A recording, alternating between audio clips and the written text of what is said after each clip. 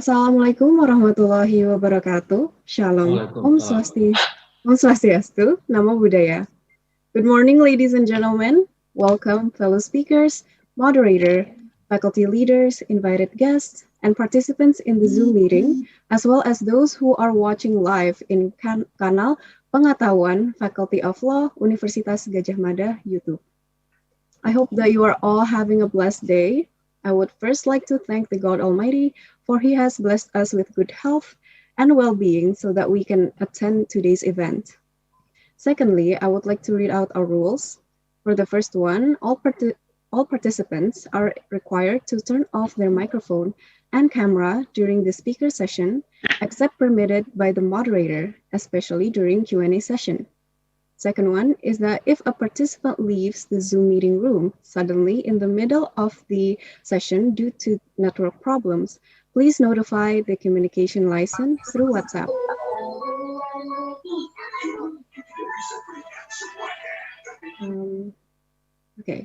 And additional information is that we also facilitate everyone here with a sign language interpreter in this event.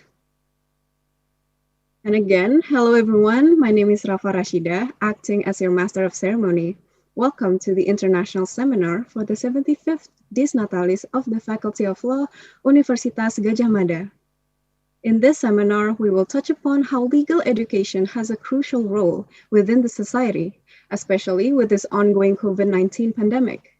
During this very uneventful time, challenges as well as opportunities have surfaced, forcing us to adapt with the situation.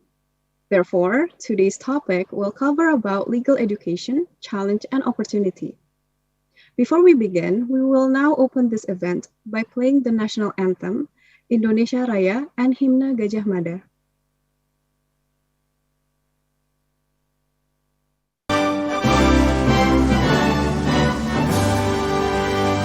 Indonesia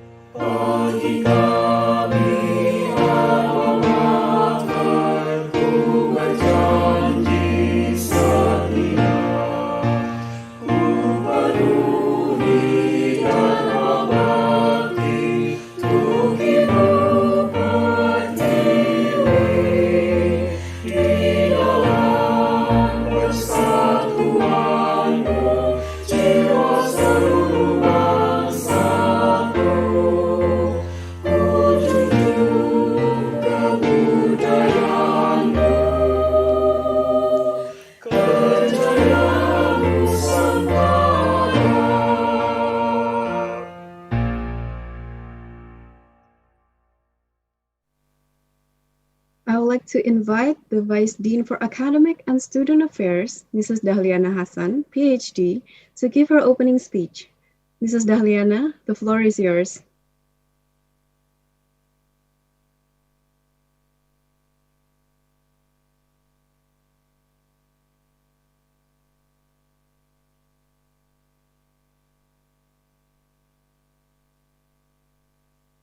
I'm sorry, I would like to give Pak Khotib to give his opening speech.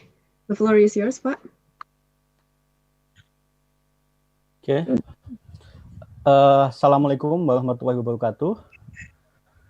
Good morning. Thank you very much for the time. My name is Khotibul Umam, the Chief of Organizing Committee, Natalis, the Faculty of Law, Gadjah Mada University, in 75 years. Today, we will follow the international seminar, and the topic of the seminar is legal education, challenge and opportunity. So the first time, I would like to say thank you very much for the speaker. The first one, Professor Francis S.L. Wang, President or Chairman International Association of Law School. Professor Simon Chesterman, Dean of the Faculty of Law, National University of Singapore. Professor Simon Bart, Director of the Center for Asian and Pacific Law, the University of Sidney. Professor Sigit Riyanto, the Dean Faculty of Law, Universitas Gadjah Mada, and also the speaker. Professor Marsudi Triatmodjo as a moderator for this international seminar. And all of the participants, thank you very much and welcome to Faculty of Law, Gadjah Mada University. And basically, why Universitas Gadjah Mada take international speaker, international seminar in this issue, because all of us know that in the world, not only Indonesia, we got the pandemic, the pandemic situation, the pandemic condition, and we believe that this condition give impact in legal education. For example, in Gadjah Mada University, we know that all of the class will be taken online by using the specific platform. And basically, we would like to know about this condition in other university, other faculty. So by follow this seminar, we will get the information, we will get the knowledge how to manage the legal education in the pandemic era. So once again, thank you very much for all of the international speakers. So for all the participants, and if we in Faculty of Law take this international seminar, have a mistake and at all, we as a committee, I'm very sorry. So thank you very much for your time and enjoy this seminar. Thank you very much. Assalamualaikum warahmatullahi wabarakatuh. Good morning.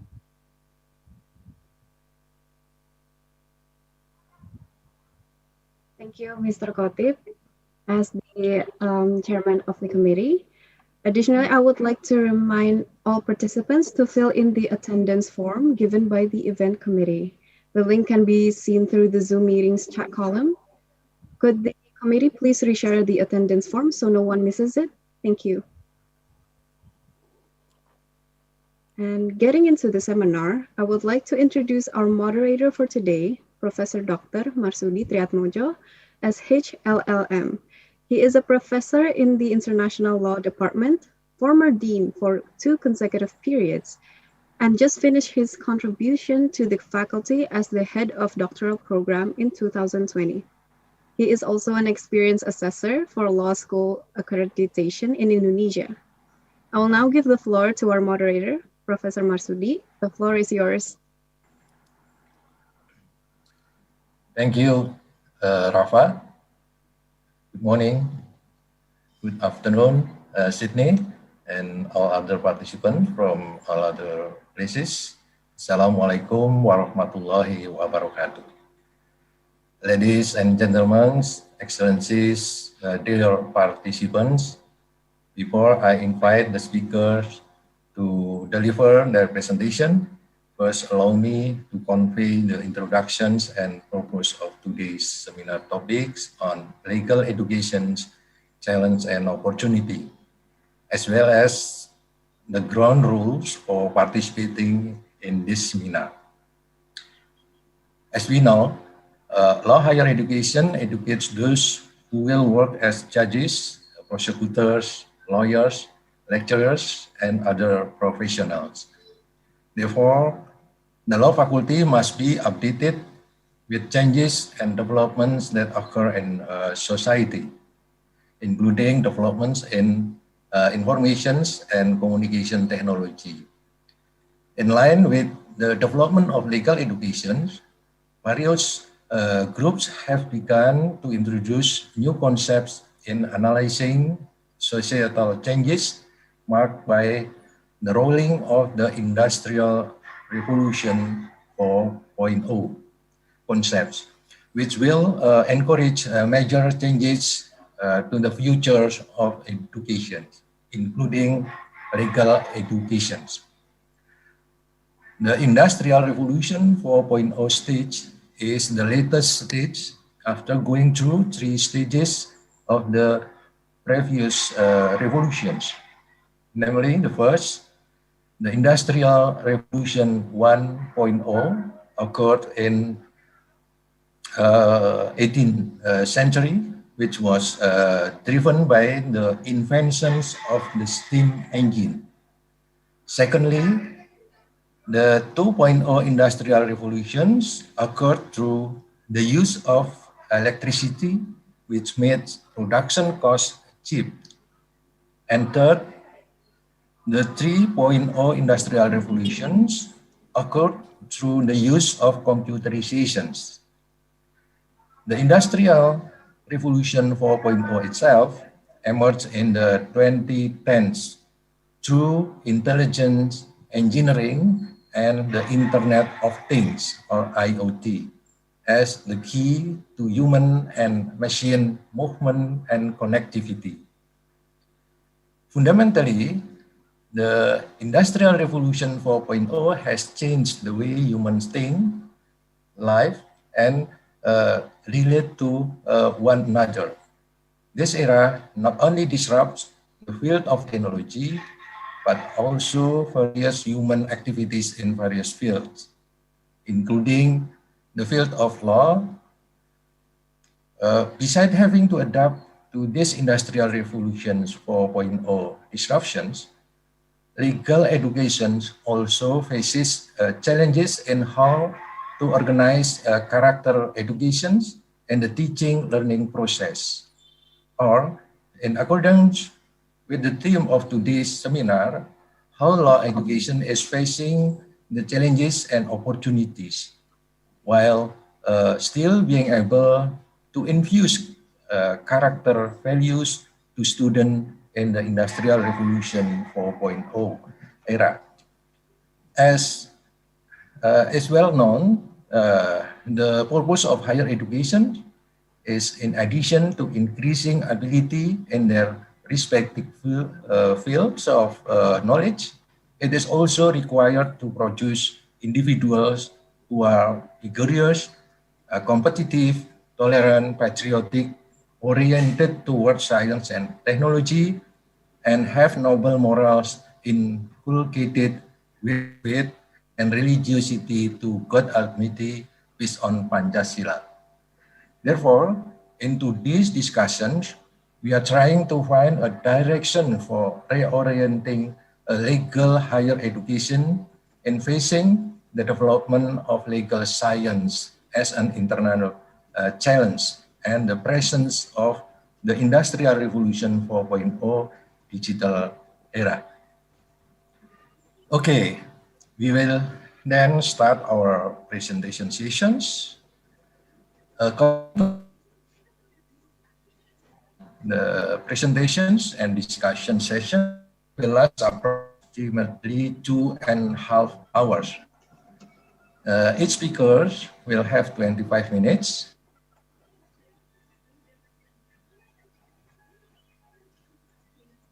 Have a general discussion sessions 1 hour.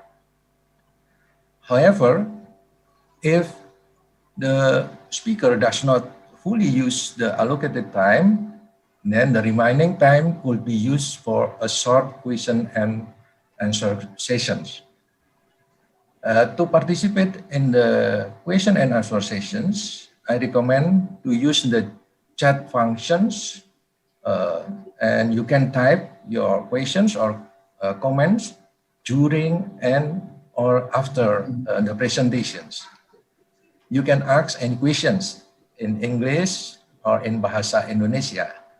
The committee will translate in English and pass to the speaker. Yeah, except for Professor Bud, yeah, he speak Bahasa Indonesia too. So I hope language is not a barrier for you to engage in these discussions. We will compile the questions and ask them to the presenters. Also, please kindly refrain from using the chat box to have conversation with other participants, so we can easily identify the questions on the presenters. Please, to ensure a smooth proceeding of the seminar, we kindly remind everyone to turn off microphone and camera at all time to avoid interfering the presentations. Bahasa Inggris kabeh. All right. Bahasa Inggris kabeh. Now we come into the sessions of presentations. In this session, we would like to have presentations from 4 speakers, as already announced by MC, namely Professor Francis S. L. Wang, President or Chairman of the International Association of Law Schools, Professor Simon Chesterman, Dean of the Faculty of Law, National University of Singapore, and then Professor Sigit Riyanto, Dean of the Faculty of Law, Universitas Gadjah Mada, and Professor Simon Butt, Director of Center for Asian and Pacific Law, the University of Sidney. Now it is my pleasure to invite the first speaker, Professor Francis S. L. Wang. Professor Wang, the floor is yours. Great, thank you so much. Let me get on the screen the sharing. Share time, okay. Not sharing options. Have I messed up again? No, I have not. That will be very proud of me. I think this is it. Good. Can everybody see that? Yes. Yep. Okay, great. Well, first of all, I want to wish everybody a happy Lunar New Year, and because you people are, it's over, but a belated Valentine's Day. Happy Valentine's Day.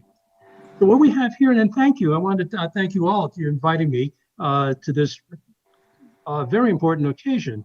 Dies Natalis, 1946 to 2021, 75 years. Well, you know, a lot has gone on in these 75 years. World War II had just ended when you started up.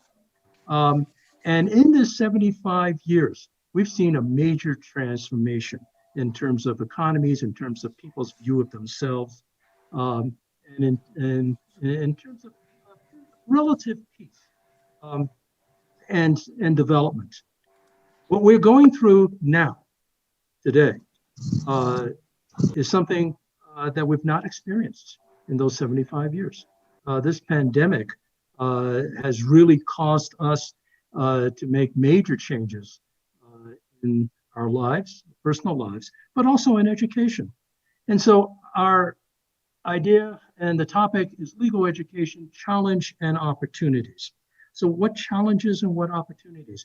I'm going to go into challenges, if I can, here we go.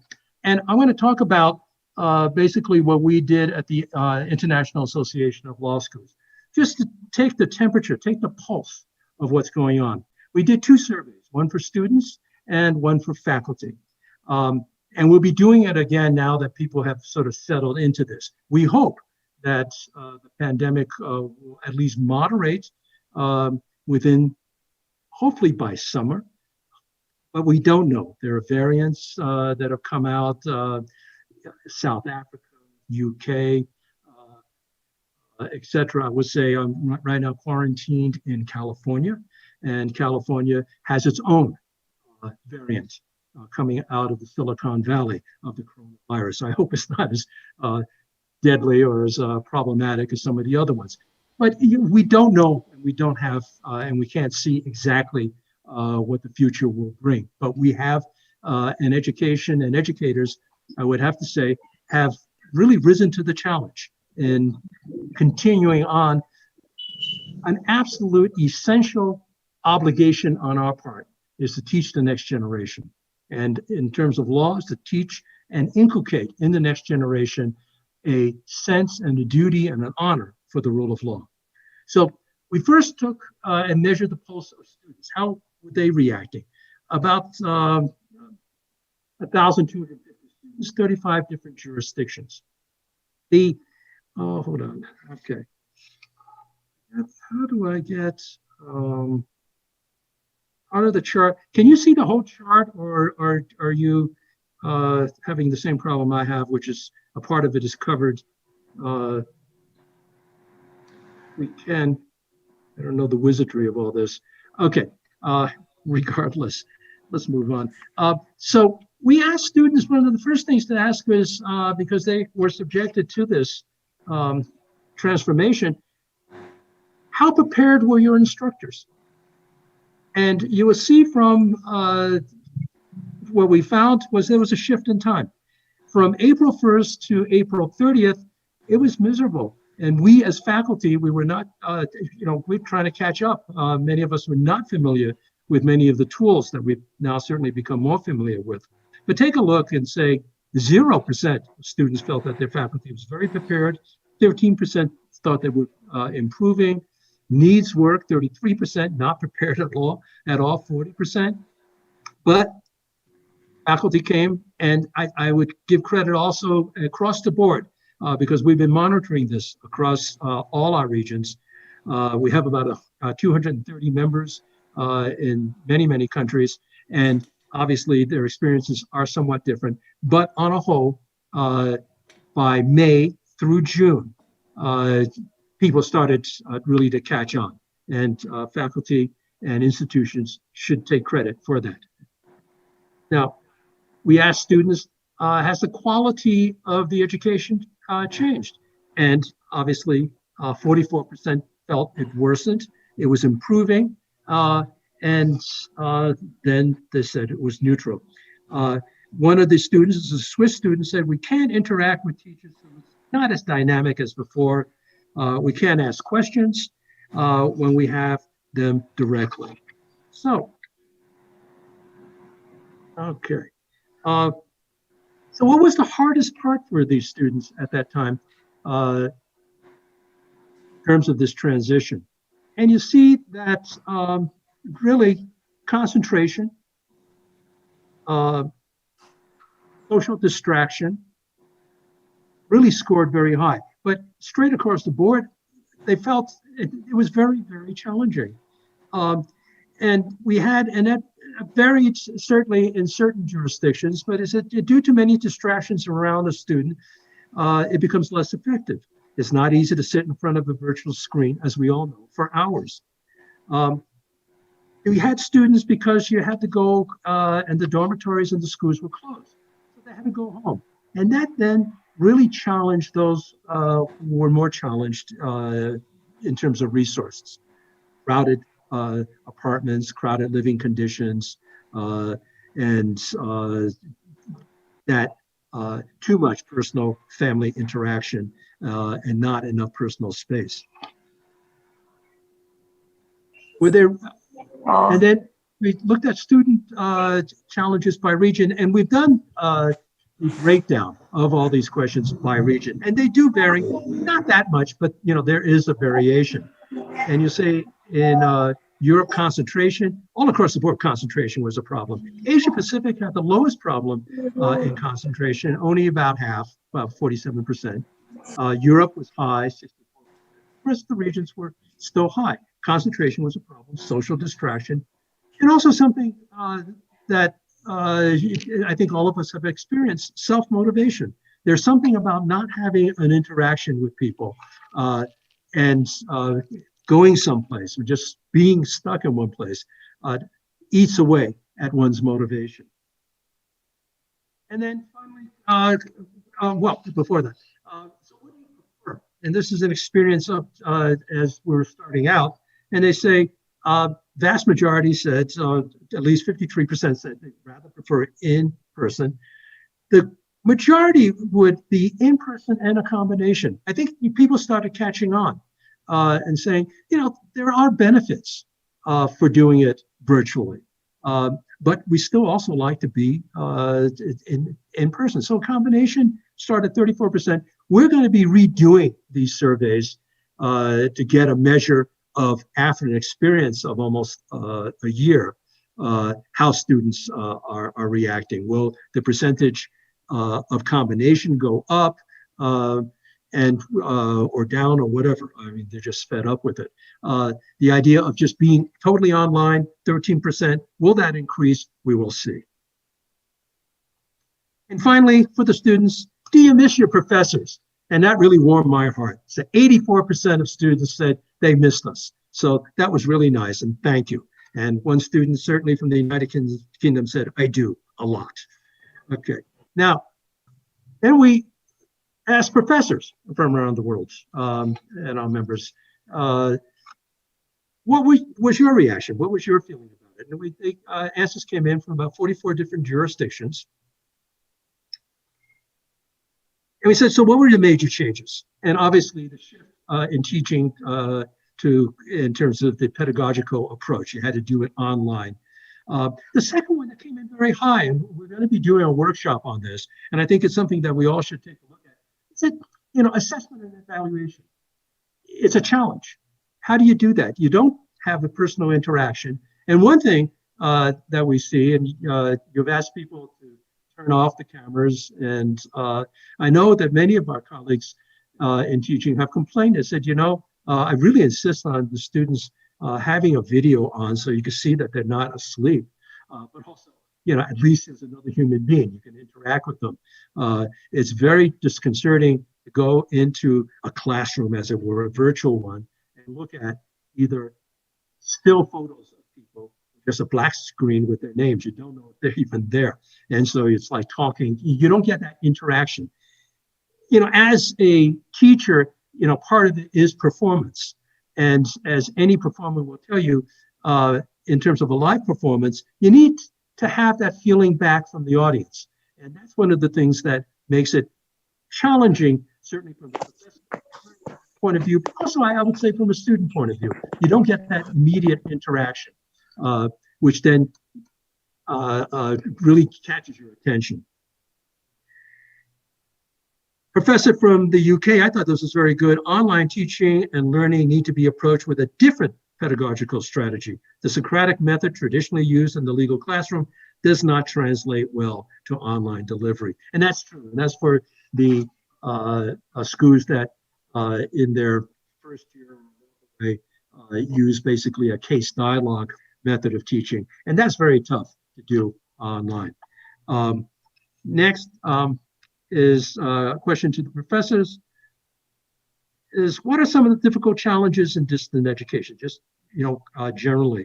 And they had the same issues as the students have: concentration.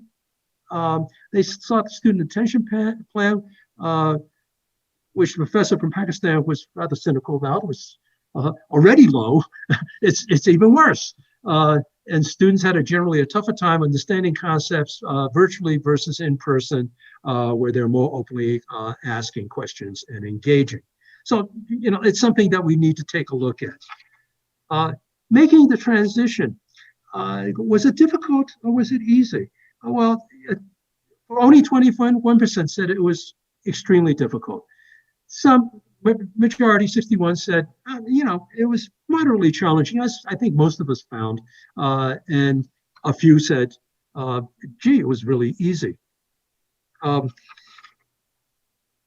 Most importantly, then, what technical difficulties did you have? And this is mirrored also by the same technical difficulties that students have. Obviously, it varied from region to region. But on a whole, one of the highest problems, points of difficulty was low bandwidth.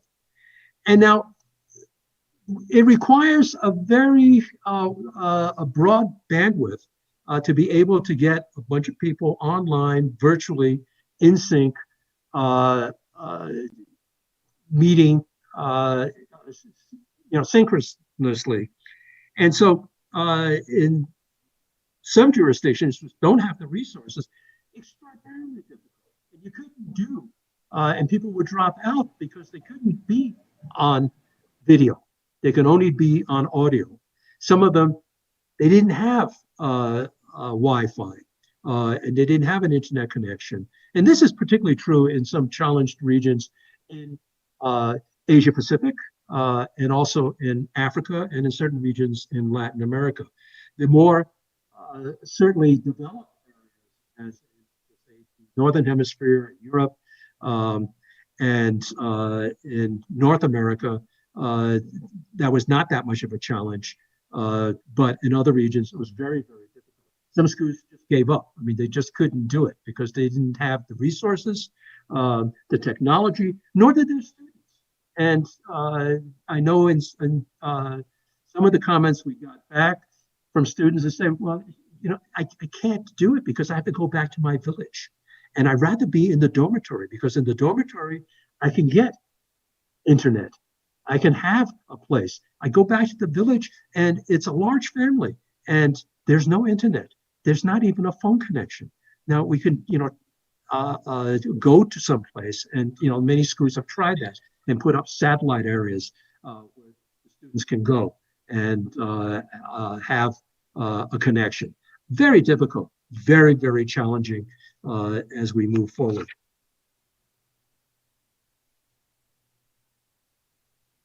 And so, what did the professors perceive in terms of their own, the challenges that are presenting to them? As I said, the same thing as students. The concentration was an issue, in-person communication. One thing which was surprising, I thought faculty was always rather self-motivated, but motivation also went down, and they found it difficult to be quarantined, stuck, and only dealing with people virtually, or sometimes incapable of it. And so self-motivation, and studies have been done, and the level of depression have gone up tremendously as a result of this pandemic.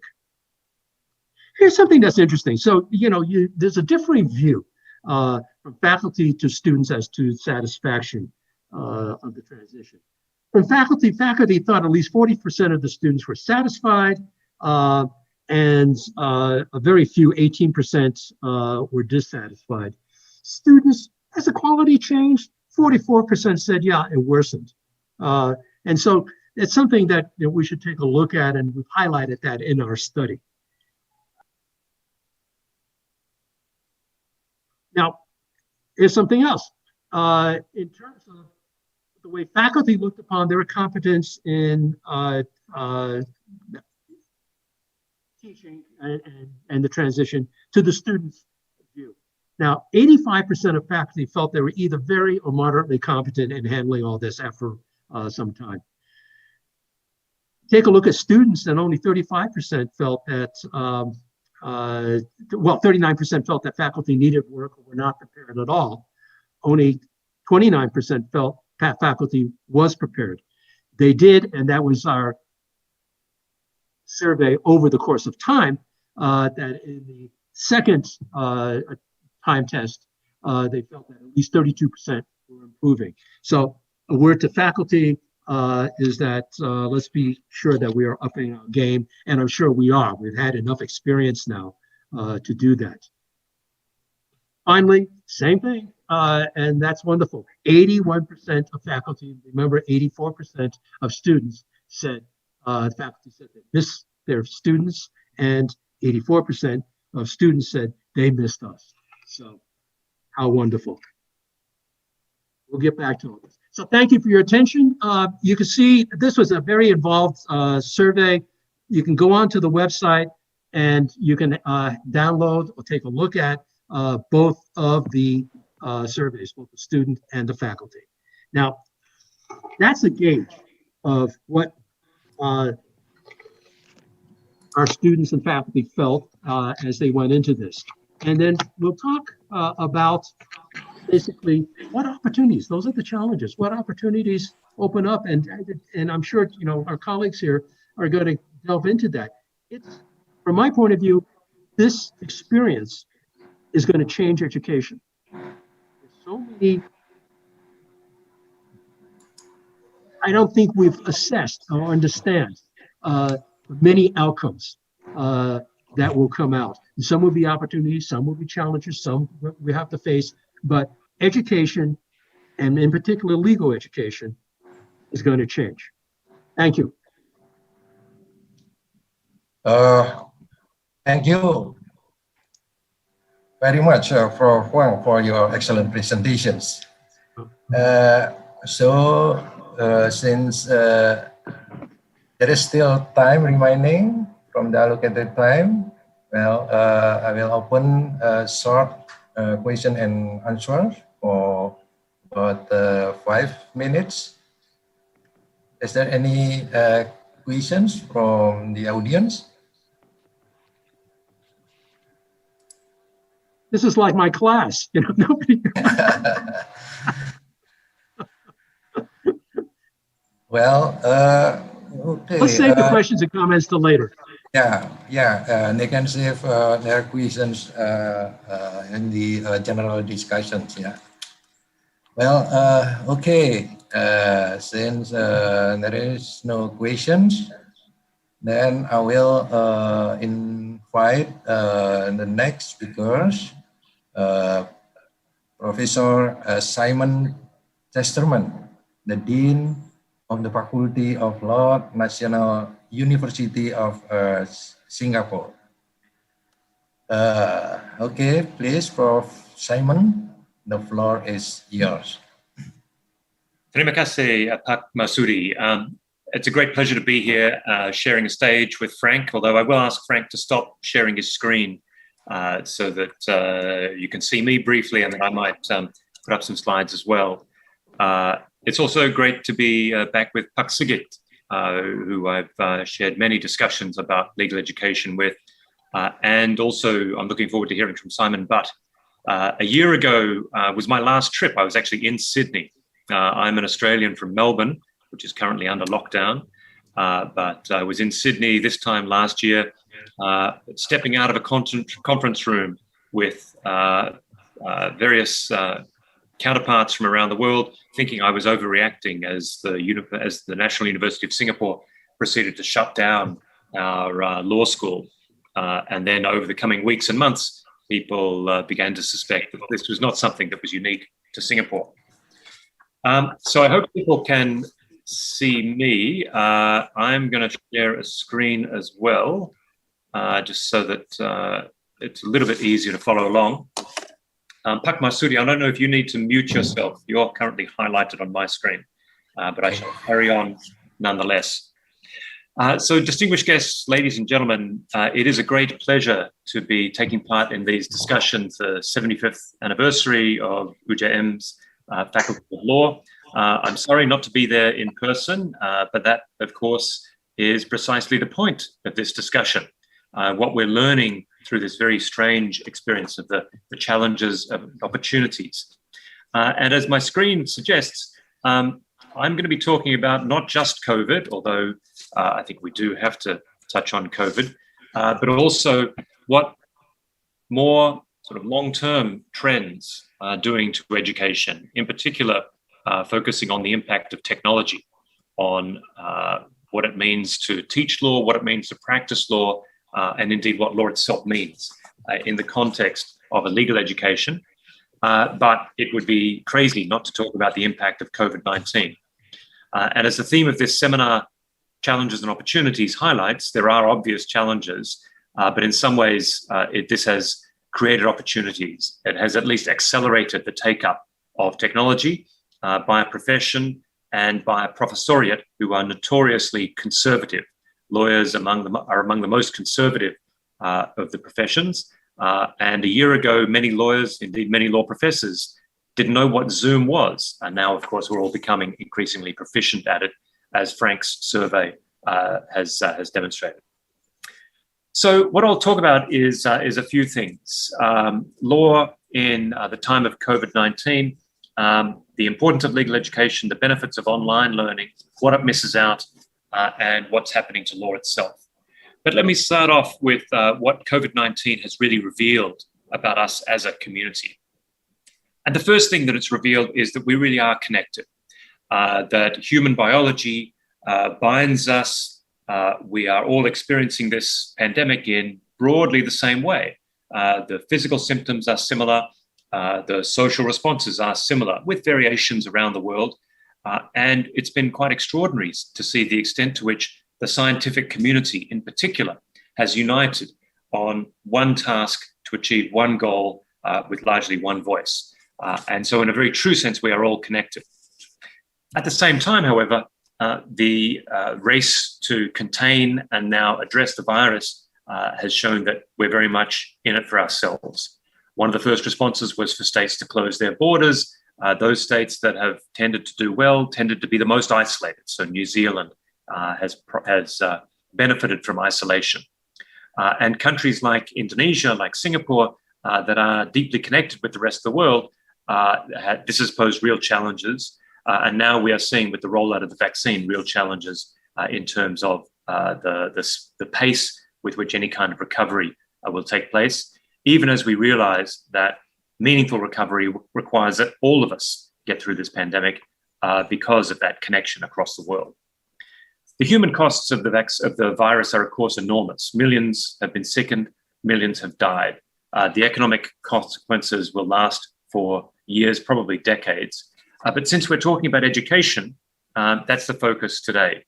And I should stress from the outset that I think university students are better prepared to deal with this than many. And indeed, those who I worry about most are, in fact, primary school students, where primary education is one of the hardest. And with children above and below primary school level myself, and having dealt with a little bit of the homeschooling, that's the generation that I worry about in particular. But in terms of our discussion of legal education, COVID-19 has really amplified the pressures of globalization and technology. It has caused law firms, lawyers, and law schools to accelerate the take-up of technology. And our graduates are realizing even more quickly than I think they did in the past that the workplace that they will be entering is very different. At the same time, I think, to me at least, even though lawyers, law students, law professors have not been especially useful, if you like, in the context of the hunt for the vaccine, we're not necessarily curing people, we're not finding the vaccine, lawyers remain essential because as we move through this virus and out of the pandemic eventually, we're going to need people to help businesses get through the mess and resolve their disputes. We need people to help ensure that governments make good on their promise to abandon COVID-related surveillance hours when the pandemic is over. We're going to need lawyers. And so the importance of legal education is all the greater because of the circumstances in which we find ourselves. And this has been true with many other challenges in the past, whether it's the challenges of terrorism, the challenges of famine, efforts to ensure that the pain is distributed equally, that the cure, if you like, is distributed fairly. In the case of the vaccine, lawyers are essential in this. So what has been happening in terms of legal education? Well, obviously, we've all moved online. And so legal education remains important, but much of this will be online. As Frank's survey through the International Association of Law Schools demonstrated, we had to adapt quickly. The good news is that every professor has been dragged kicking and screaming into the information age, whether they liked it or not. As I said earlier, law is among the most conservative of the professions, but we adapted reasonably quickly. We've been able to road test what works, what doesn't work, and around the world, we've seen a move to various forms of education, experimenting with online. F2F is face-to-face, or sometimes, as in Singapore, mask-to-mask. And the hardest in many ways is hybrid. That's when some students are in the classroom and some students are tuning in remotely, and the poor professor has to shuttle between the two. From our part at the National University of Singapore, we were very conservative last year. So we moved very quickly to almost entirely online education. But now that the virus is broadly under control in Singapore, we are now moving back into the classroom. And so the current regulations here are we can have up to 50 people in a classroom at a time, provided they wear masks and are seated at least 1 meter apart. But that's only about 3/4 of our classes. The other quarter, our lectures have up to 250 people, and all of those are online. And so what that's really revealing is the benefits and limitations of the online model of education.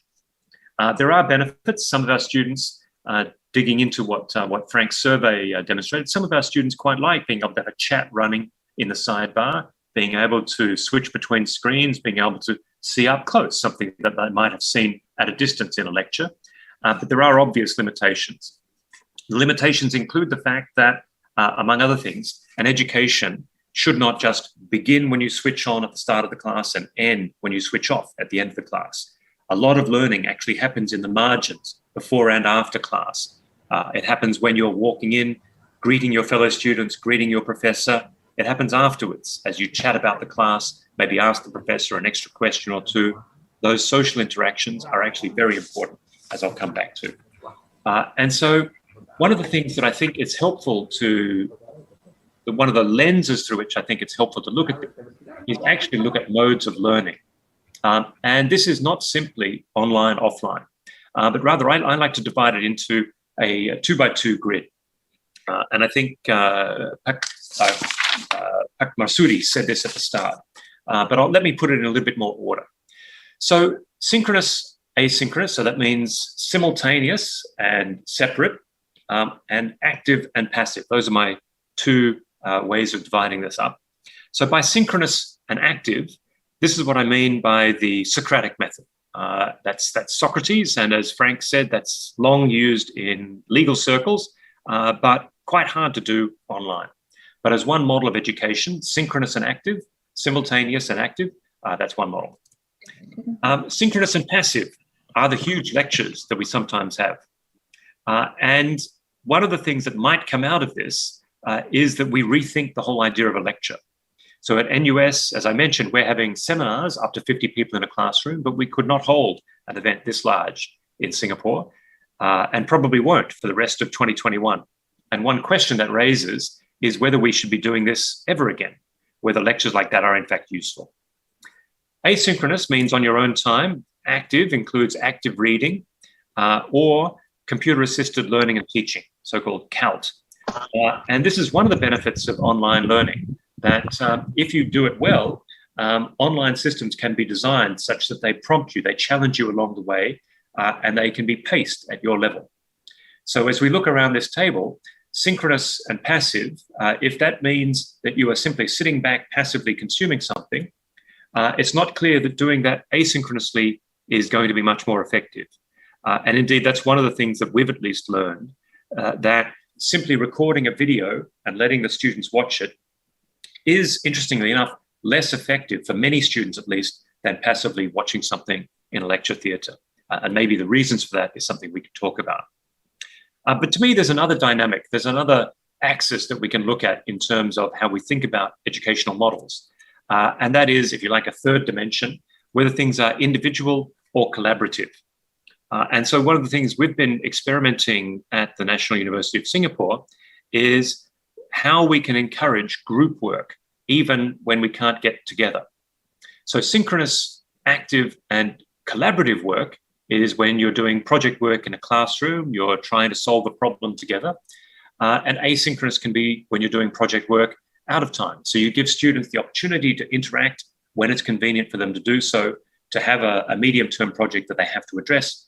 And in many ways, what this has revealed is that the most important dynamic is not really synchronous or asynchronous, or indeed individual but versus collaborative, but active versus passive. And I think essentially what we are at least trying to move towards is, however we're approaching this, however we're doing these classes in person or remotely, individually or collaboratively, what we want to do is increase the active learning. So that's a little bit thinking about the benefits and the opportunities of online education. But I think there's a lot that you miss out on as well. And in particular, one of the things that I think is missed out in the context of a legal education in particular, when you move online rather, is that the point of an education, the point of any education, legal or non-legal, is not just the transmission of knowledge. Now, it used to be. Professors like me used to be in the position that we knew things. Students would come and either they or their parents would pay us money to tell those things to them. Now, that obviously is not the role of a university education today. All of us have more information accessible through our phones than any human could possess. Students can Google for information. They can find lots of information everywhere. Today, what we must be looking for is critical analytical skills, the ability to triage that information, and soft skills. For a lawyer in particular, lawyers need to be able to interact with clients. They need to be able to interact with judges. They need to be persuasive. They need to communicate effectively. And you can't teach that to a student sitting by him or herself with a computer screen. They need to be able to interact with people. You need to be able to motivate yourselves and others. You need to develop leadership skills. And all of this is also hard to develop online. One of the things we've done in US in the recent years is to require all of our students to do pro bono work. And one reason we require a limited amount of pro bono is partly to ensure that our students are pushed into a situation where they have to interact with real clients. Because if all of their learning is in books, even with that in-person class experience, they don't necessarily learn how to interact with real clients, with real problems. The other thing that they get to do is see the law in action. It's less abstract, it's more concrete. And then thirdly, hopefully, by doing pro bono work, what they learn, what they take away, is that you realize that a legal degree, that the skills of being a lawyer are not useful only for making money, but also for making a difference. And some of our students take that on into their careers and continue doing pro bono work. The other thing that we need to educate our students on is resilience. And this is something that I used to joke about at NUS. How would we test our students? And I used to joke about sending all of our students a transcript that said that they'd failed every subject just to see how they coped with that. I did not think about coming up with a pandemic, but I think around the world, law students everywhere have really demonstrated tremendous resilience in overcoming the adversity that nature has put in their path. And so I don't really worry about teaching our students resilience. I think our students are learning quite enough resilience on their own. And if anything, at the moment, they maybe need a little bit more support. So let me get on to the last point I wanted to raise, which is sort of looking beyond the pandemic. And the sort of longer term trends. As we come out of this, we'll be much more technologically sophisticated. We'll be used to dealing with technology. What is it going to mean? Well, in one sense, I suspect it will mean that we will again be the threshold to me coming to speak in Universitas Gadjah is much lower. So when Pak Sigit and Pak Marsudi asked me, could I come? And I realized it would not mean having to fly to Indonesia, travel, all of the additional time that would take. It's a lot easier to interact virtually like this. But other transformations peculiar to law are underway. One of the key questions is what a lawyer actually does. Because as technology becomes more and more a part of our lives, it is transforming the role of a lawyer. So I'm old enough that when I was working part-time at a law firm as a student, legal research involved updating loose-leaf files. So you would have a kind of folder, and then on a monthly or regular basis, you would get updates that would have to be slotted in. Now, of course, all of that is done instantly by computer, and legal research is mostly online. I remember seeing two associates, people being paid good money to compare two documents, by one of them reading one version and the other following along on his version. Now, of course, you would do that in seconds with computers. What's interesting now is that technology is not merely changing the way in which we organize information, it's changing the way in which we think about information, we think about legal analysis. And that's the difference between automation and transformation.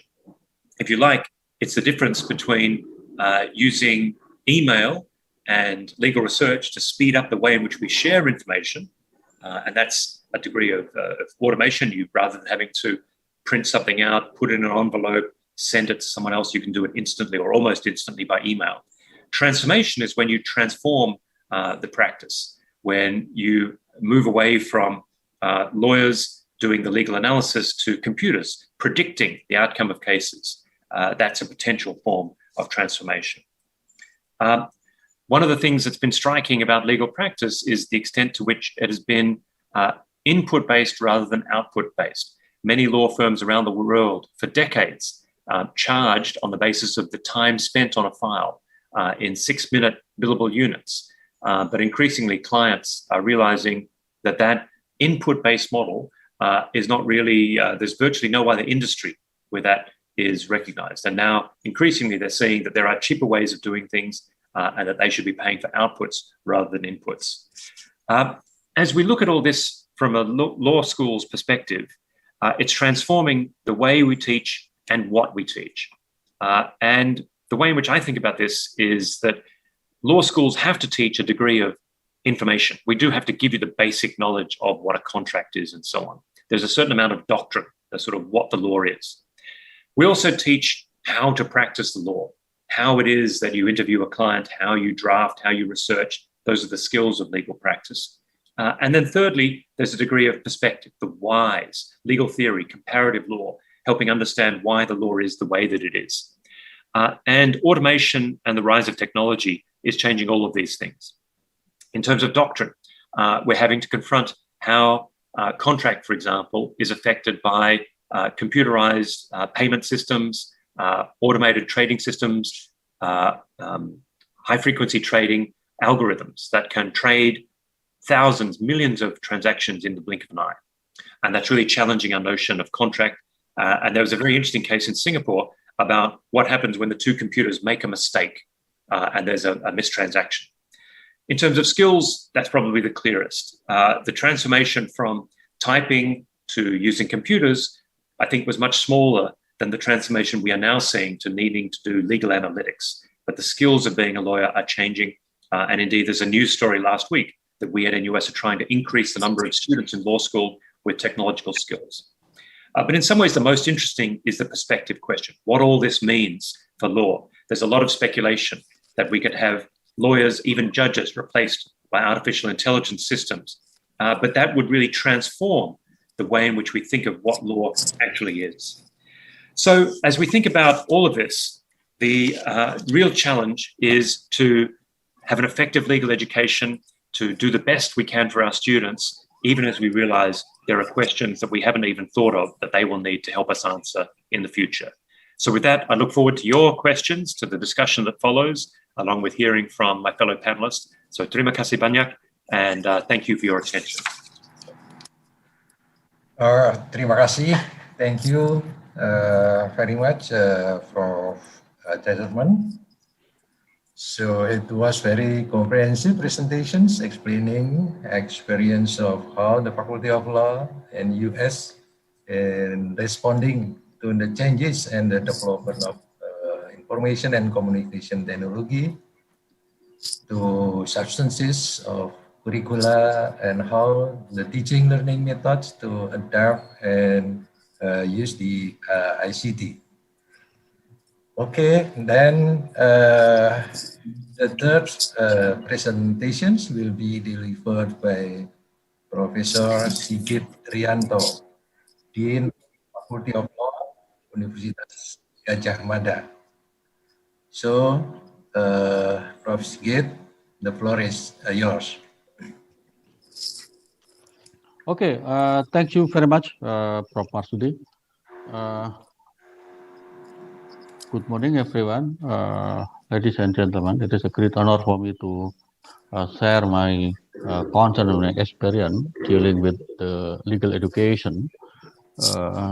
I would like to share my presentation and especially focus on our experience in the Faculty of Law, Gadjah Mada University. So, thank you, Pak Professor Wang, Professor Chesterman, and also Professor Simon Butt for joining us celebrating our Dies Natalis of the Faculty of Law, Gadjah Mada University. I know that all of you have a very tight schedule, but eventually managed to join with us in this very important seminar today.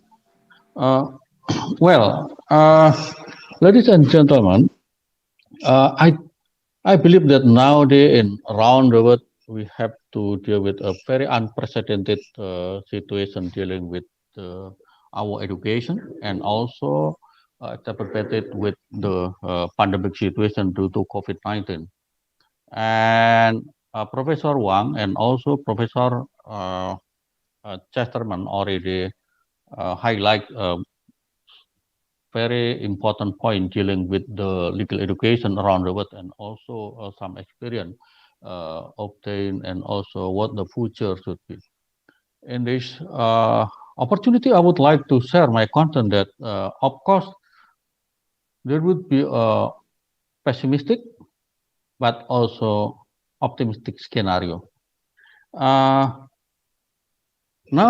I would like to quote the World Bank report concerning the education during the COVID-19 that right now we are living a very difficult situation due to what has been called as educational crisis. As March of 2020, the COVID-19 pandemic is causing more than 1.6 billion students and youth to be out of school in 161 countries. And it is a report from the World Bank, and I think this report is very accurate and valid if we look into the reality today. On the other hand, we have to deal with the likewise what Professor Chesterman highlight concerning the information, computer and technology, and including artificial technology, in which nowadays we have to deal with what has been called the strongest factor for the educational landscape today, in which our students have to compete and be successful in information with technology enhanced and rapidly changing environment. And our children need to be highly skilled and flexible in their ability to use technology in all its forms. But very unfortunately, since even though we are not student right now, we are teacher or we are lecturer, I guess that most of the participant of this seminar is lecturer. We have also to make adjustment due to this new development concerning the educational landscape today. So there is a challenge and also opportunity I would like to share with. Okay, challenge one, there is a disparity between traditional legal education and law practice around the world, as Professor Chesterman mentioned. And then the transformation of the practice and business in the law of the law and need change in our legal education to meet the demand globally. The superiority not only content what material is taught, but also where it is taught.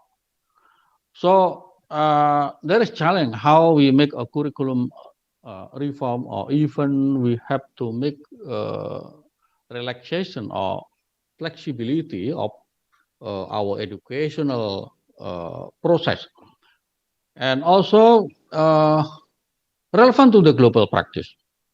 So the practice of law demand a rigorous self-critical and also critical, creative, empathic, and mindset. So it is important to incorporate understanding the demand of 21st century, likewise Professor Chesterman highlight in the practice into the curriculum by combining the substantive pedagogy with practical aspect in our legal education. And this proposal is very important to preparing our students to deal with the future. Their role in the legal profession, in the legal system, and in the legal world would be significantly different from the role that we have enjoyed in the past, because they have to deal with a very different context and very different. Now, another challenge for us in the law school that I have to be frankly speak to you. If I reflecting into our experience in the Faculty of Law Gadjah Mada University, for example, that most of our lecturers grew up without access to technology. Likewise, the lecturer who are in age, likewise myself, Prof. Marsudi, and other generation, I think information technology is relatively, we have to make a radical adjustment or even to relearn about technology. However, our students are raised in environment that's saturated by computer technology. The 21st century law student has been transformed by different medium of advancing information technology. The modern law students are proficient with variety of technology from text messaging, iPod, internet usage, blogging, or even during the class, and they feel comfortable multitasking situation. And this digital native can sometimes intimidate our lecture. Because maybe the situation is relatively new for our lecturer who are in old generation, and they are not mastering in information technology, and sometimes even we have a face-to-face class, sometimes we are being intimidated by the attitude of our students. Another relevant situation is that due to information technology and also often flow of information, then we have a situation in which what is called democratization of knowledge and crowdsourcing. Students may not only learn from what we teach in the class, what the reading list we share to them, and what the textbook we had to impose to them, and etc. Because they have a crowdsourcing situation. They can learn from many sources and many aspects. That's the situation that we have to deal with right now. And the challenge 3, due to information technology used in or implemented in our pedagogical process, including the law faculty, then whether like or not, we have a situation what has been called the humanization of education, and even the distortion of the relationship between lecturer and student. When we are teaching face-to-face in class, we have a very intensive interaction. We could acknowledge each of our students, or even we could pay attention to their complaint during and after the class, and also we have the opportunity to immediately respond their question and their concern concerning our class and the substance we have touched to. But now we have a situation in which, quote unquote, what has been called a dehumanization situation due to technology implemented in our pedagogical process. Then it is installation of students in digital and virtual work that distance them from any form of social interaction, and very unfortunately also from actual legal problem. At the same time, right now, I think one of the difficult situation we have to deal with academic integrity and academic dishonesty. And versus, at the same time, we have to promote academic integrity in education. Since there is abundance of information, source of learning, and also when they are responding our exam, responding our assignment, sometimes we have to deal with situation with copy and paste from the paper that has been submitted by our student. Not only in the undergraduate, even in the postgraduate, we have to deal with the same situation. And this is creating a situation, the difficulty in how measuring the academic integrity and how to persuade them to stick to the academic dishonesty in the context of learning, in the context of examination, and etc. Then also another difficult situation we have to deal with, especially if we reflecting into the situation that has been dealt with by most of the law school in Indonesia, for example. We have defining social inequality between the have and the have not. For example, students who can possess the technology and those who cannot, due to economic and financial background. Some of them, very unfortunately, don't have the opportunity to access to high quality of bandwidth and also learning resources available in the online situation, while the other is very easy to get them.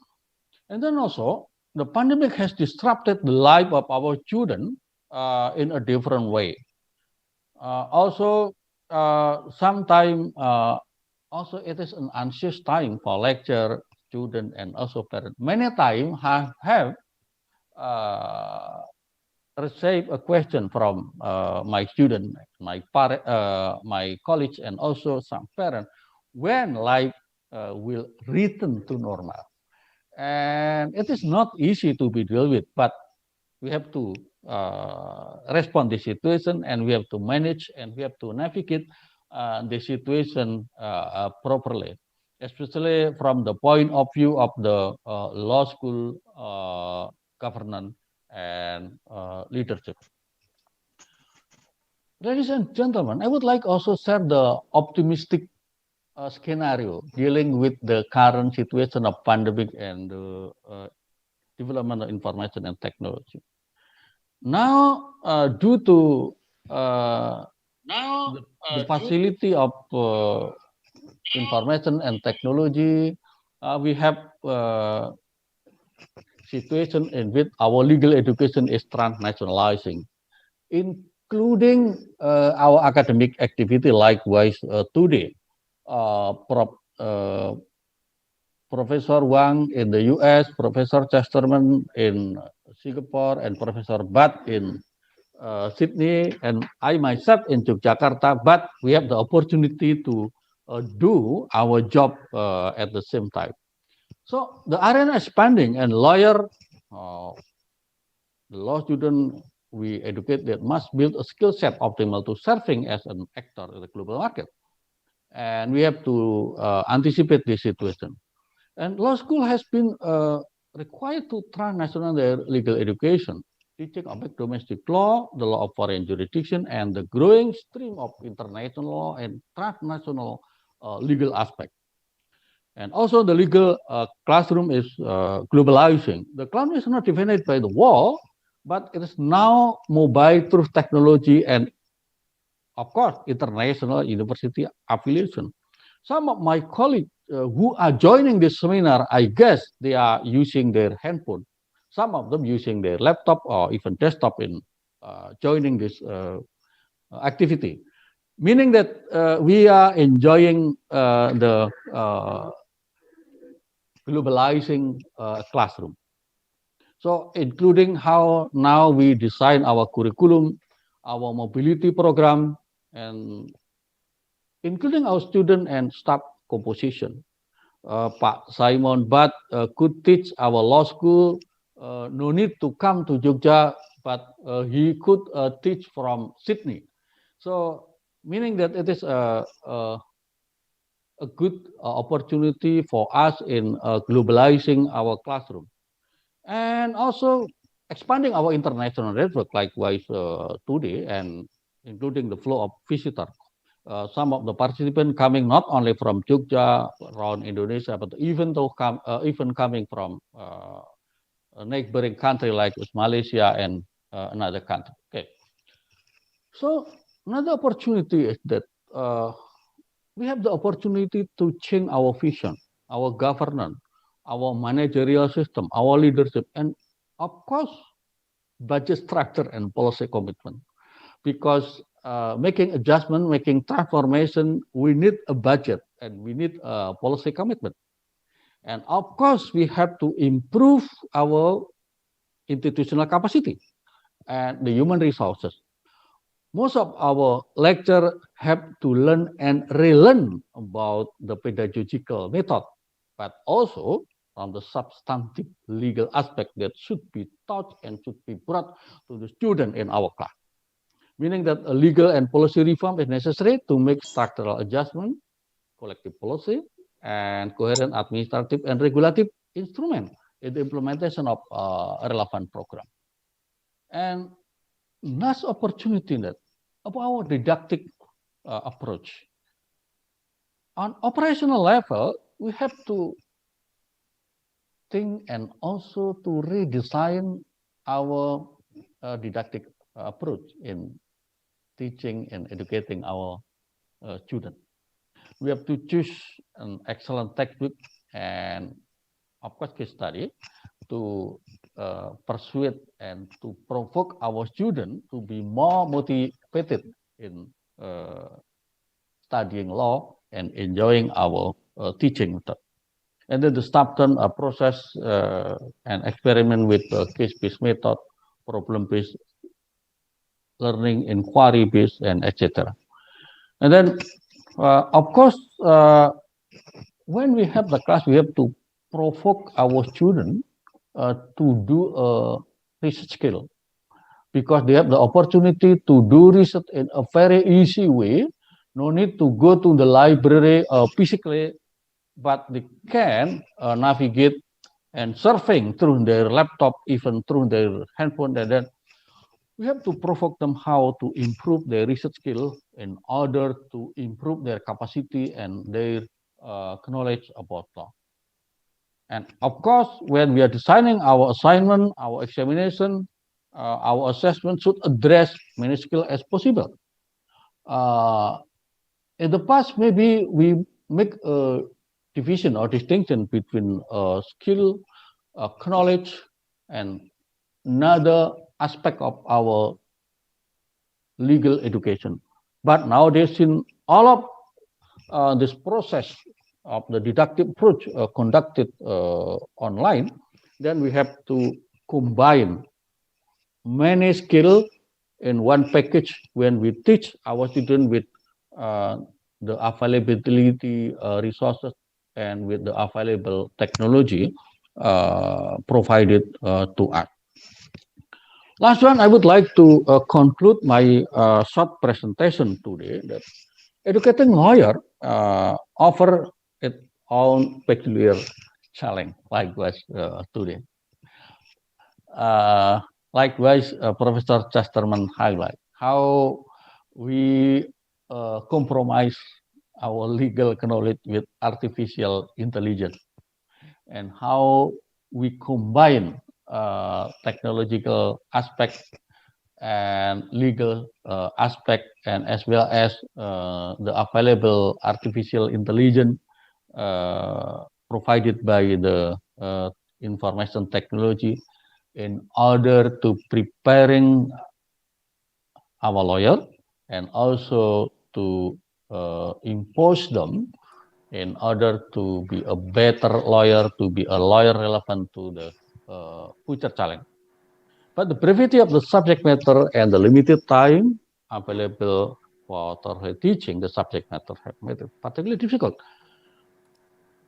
However, the innovative and creative method of instruction had provided a good solution for us. And I am very optimistic in this juncture that when we are implementing right program, relevant teaching learning method, and also providing with the sufficient budget and policy, I believe that our legal education would even more improve in the future. And our law school have the great opportunity to be a pioneer in expanding, improving, and also transforming education. I think I have to stop at that point, Prof. Marsudi, because I believe that the time more important to be allocated for discussion to all of our participants. And thank you very much to all of you. And again, thank you very much for all of the speakers, Professor Wang, Professor Chesterman, and Professor Bat, for supporting and also assisting the Faculty of Law of UGM in this international seminar. Thank you very much. Return to Pak Marsudi. Thank you very much, Prof. Sigit. It was very interesting presentations describing about the pessimistic and optimistic views to tackle with the ICT and also with the pandemic COVID-19. Okay, well, now I'm going to give the floor to the next or last presenters, Professor Simon Butt, Director of the Center for Asian and Pacific Law, the University of Sydney. He is with us this morning, connecting from Sydney, where it is about 2:30 in Sydney. So I think he is also eager to contribute to the discussions. Professor Butt, the floor is yours.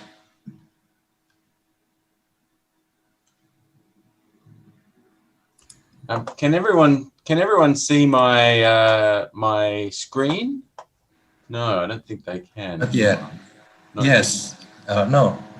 Let me see if I can do this. Yes? Oh, not yet. Please, says my screen sharing is paused. Don't know why that would be. Let's see. Share. I wonder why my screen is that better? Yeah, it is started. The screen sharing, yeah. You can see my slides.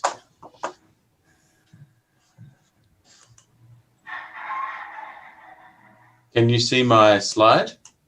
Not yet. Oh. It says Simon Butt has started screen sharing. Yeah, I don't know what is happening here. I'm sorry about this. This is one of the obvious technical issues of using Zoom. Let me see if this is better.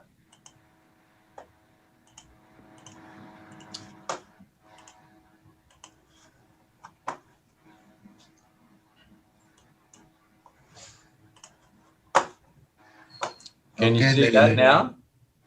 Not yet. The committee probably there is someone who can help Simon to share screen. Anyone? Very strange. You can share to copy, so we can share. Yes, I'll do that. Let's send it to you, Faiz. Yeah, you can send it to the chat box or by email. Okay.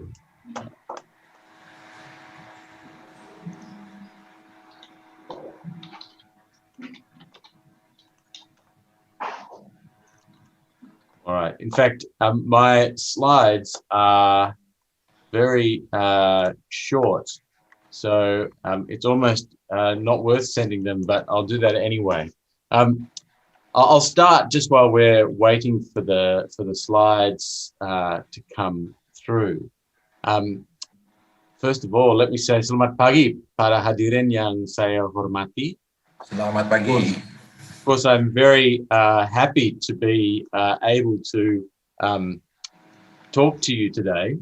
I'm very honoured to have been invited on such an important occasion. As many of you will know, I've had quite a long association with UGM since attending here as a student in 1995. That makes me feel very old.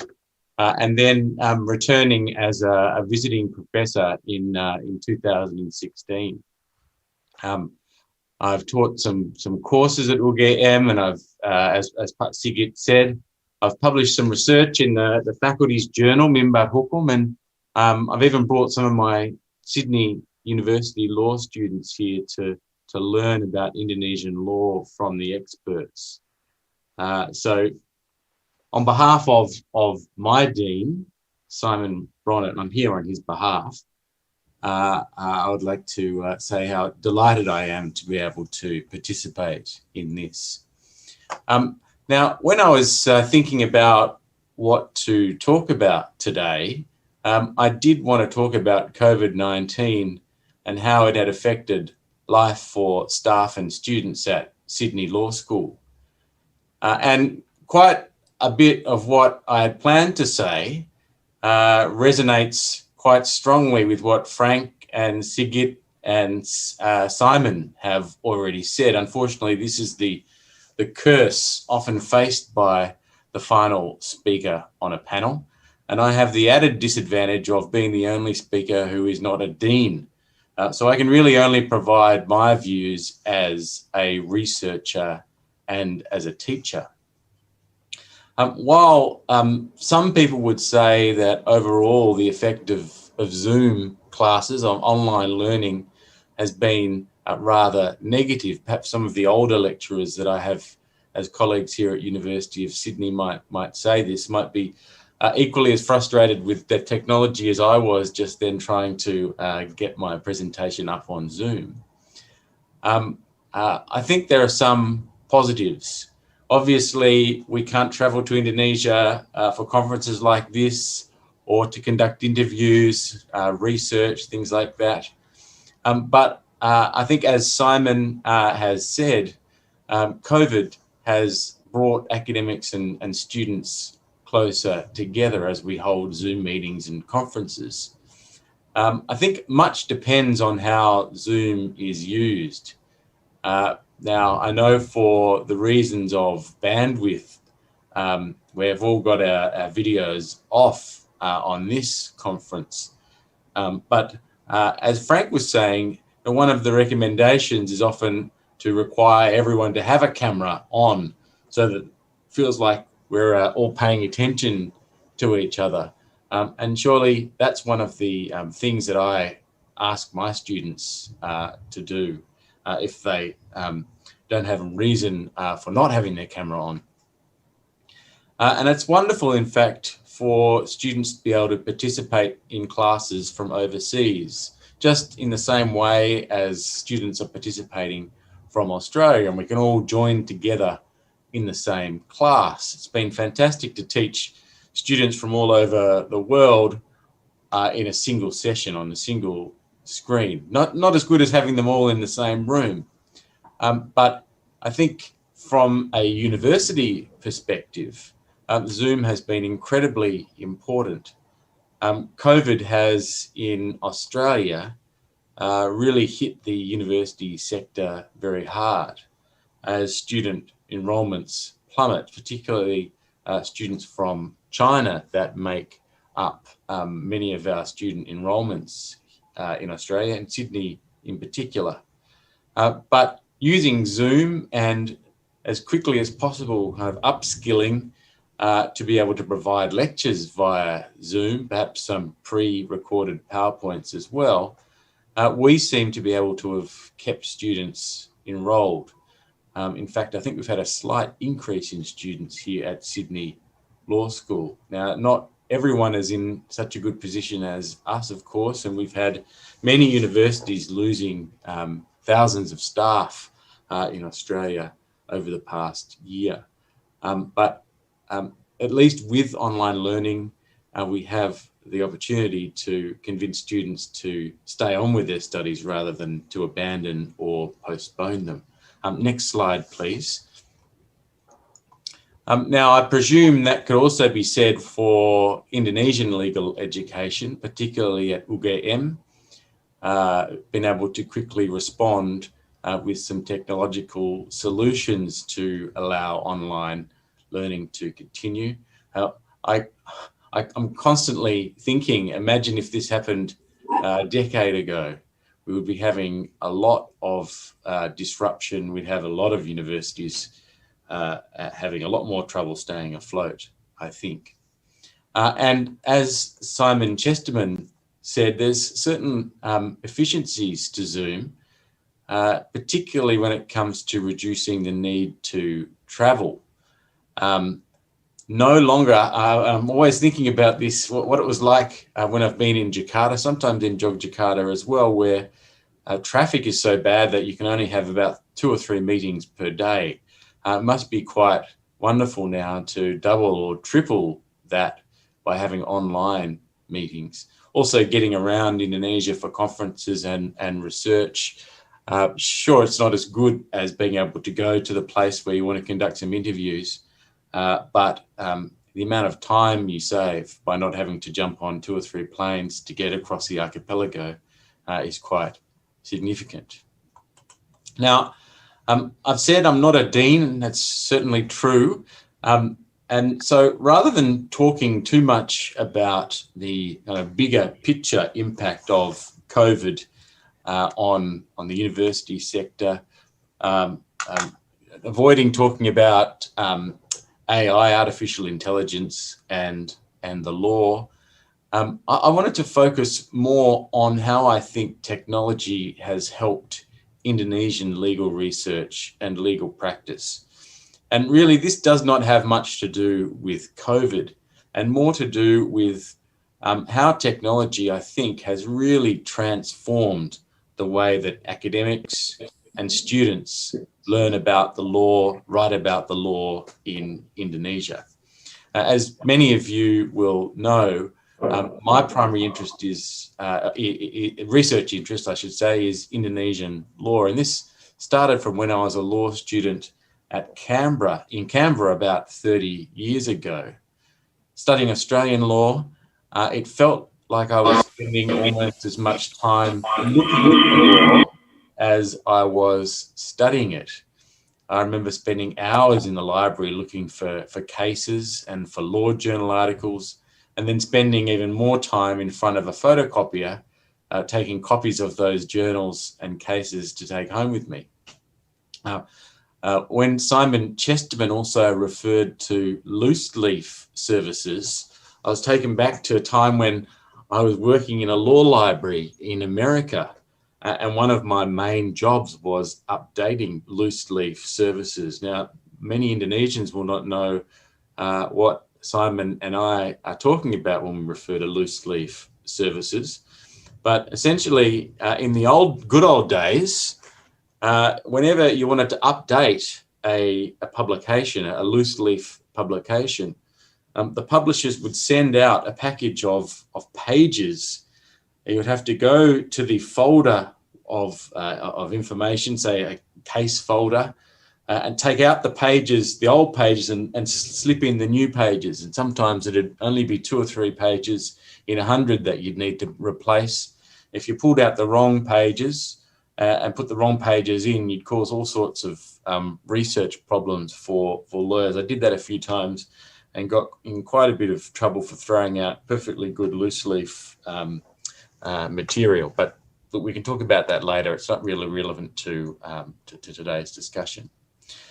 Now, just after I finished my law degree in Australia, the Australasian Legal Information Institute, or AustLII database, went live, just in time for me not to be able to make much use of it in my studies.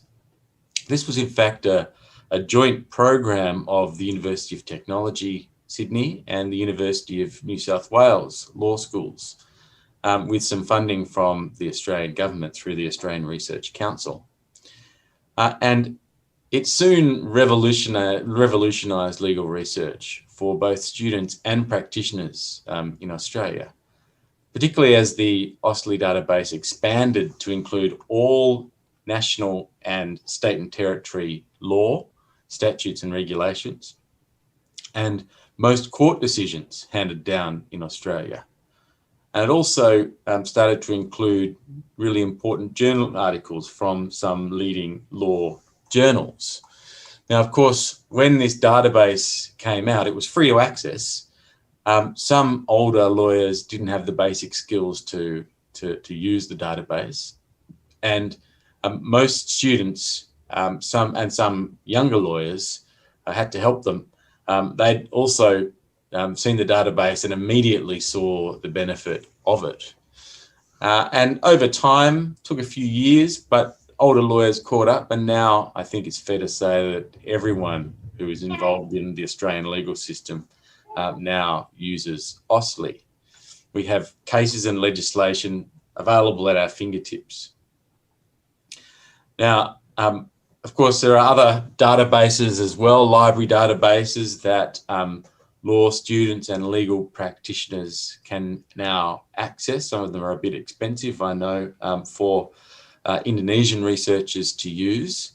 But together, these types of online databases of legal information have, I think it's fair to say, decimated the social life of the University of Sydney Library, although some would say that it's done nothing but enhance the social aspect of the library. There is no reason for you to go to a library to look at books. Most of them are already e-books, and you can access all the legal information you need on a computer. And students, I think it's fair to say, come to the library to study, often using their own laptops, or to socialise with other students. So it's almost like the cafeization of the law school library as a result of legal advancements in kind of access to legal sources. Now, that's the Australian experience, and the same might, I think, be said for Indonesian law. Back 30 years ago, when I was at UGM and began researching Indonesian law properly for the first time, it was very hard to access legislation and regulations. Really, the only place you would find them was in textbooks, and textbooks dealing with the subject matter of the laws about which you were seeking to find. Often, textbooks were quite thick. Most of the information that was written by the author was at the front, and then there were many pages of legislation as appendixes to the books. Accessing the law was pretty difficult. If you couldn't find a book with the legislation or regulations that you wanted to read in the back, it was almost impossible to find them. And thankfully, this has largely changed as regulations and statutes have moved online. Some Indonesian textbook writers still produce or reproduce, I should say, laws and regulations as appendixes in their textbooks. But these are becoming increasingly redundant as laws are appearing for free online. I think it's fair to say nowadays, at least, that all government statutes, national statutes passed by the DPR are online, and most government and presidential and ministerial regulations, at least recent ones, are also available online, as are most local government regulations. Still, every now and then a regulation comes up in my research and I can't find it online, and so there's nowhere for me to look, and I'll just have to do without it. But it's very rare, it's increasingly rare to come across regulations that aren't available. In fact, I think one of the new emerging problems for Indonesian legal research, not too significant a problem, I must say, is that now I think there are almost too many places we can go to access laws. And sometimes this can cause problems, especially when one law somehow comes to have two or more versions. Now, I don't know precisely how this happens, but I think that some web services might edit the laws for clarity before they post them. They might even change the format. Let me give you one example. There are different versions of the consumer protection law floating around the internet, with some provisions having numbered paragraphs or subparagraphs, and others that use letters or huruf. And this can cause great confusion when you're trying to find a legal reference to the consumer protection law using a letter as a subparagraph that doesn't exist in the version of the law you have. I really think it would be good to have a central repository of all Indonesian laws. Of course, one of the most amazing developments in terms of Indonesian legal research has been the creation and gradual improvement of the Indonesian Supreme Court decision database. Now, just to go back a step, I would emphasise that Indonesia has never had a routinely produced series of authorised reports of Supreme Court decisions. For several decades after independence, some important decisions were collected and published by the Supreme Court in a compilation entitled Jurisprudensi Indonesia. Now, although the series was intended to be published annually, years would often pass between editions. And in any event, only a fraction of the Supreme Court's decisions were published in this series, and the decisions included were selected on an ad hoc, sometimes seemingly random basis. If you read Sebastian Pompa's book about the Supreme Court of Indonesia, he describes the situation as being senior judges would go around the Supreme Court to meet with other judges and ask them to provide examples of their best decisions for inclusion in these books. And sometimes the decisions would be edited. So the decisions included in the books were sometimes quite different to the decisions that were issued out in practice. Now, of course, some practitioners too produced compilations of decisions in cases they handled, but these also contained only a minuscule proportion of decided cases. Here I'm thinking of Gautama's landmark decisions, of which several volumes were produced, but there were others. Now, since the early 2000s, the number of judicial decisions made available has increased exponentially. This was, I think it's fair to say, initially produced by a few enterprising non-government organisations assisted by practitioners who began collecting important decisions and published them online. Instrumental in this, I think, was Hukum Online, which continues, I think, to provide Indonesia's leading legal database and most reliable legal news source. Although I think now a lot of its data appears to be behind a paywall, which is a backward step for access to these laws and judicial decisions. In recent years too, some courts in Indonesia have begun publishing their decisions on their own websites. I think it's fair to say that this was pioneered by the Constitutional Court of Indonesia, which from its establishment in 2003, posted its decisions almost immediately after reading them in open court. It still prides itself on doing this. Surprisingly enough, the religious courts, or the Pengadilan Agama, were also leaders in this, providing many of their decisions for uploading to the Ostli website under agreements with between the Australian and Indonesian courts. Now, I think the Supreme Court may have felt shamed by the initiatives of these courts, particularly the religious courts, which the Supreme Court formally supervises. And so from 2007, it began to publish many of its own decisions and those of many of the courts it administers on its website. Now, on the slide here, I fear it might be a bit too small to read. I have a list of years and the number of decisions that have been uploaded onto the Supreme Court database in those years. Of particular note, well over 1 million cases were uploaded in 2020 and over 1.5 million in 2019. My maths is not that good, but it seems that there are almost 6 million. This was from last week, I took these figures. Almost 6 million cases that are posted on the Supreme Court website. So in 20 years, we've come from almost nothing to a torrent of Supreme Court and other court decisions being publicly available and much more easily available through the internet. Many of these cases simply weren't available before 2007, before the Supreme Court at least started publishing its decisions. I think this has probably been the most important development for legal scholarship in Indonesia in the past 20 years, but perhaps even before that. It's changed the nature of legal scholarship.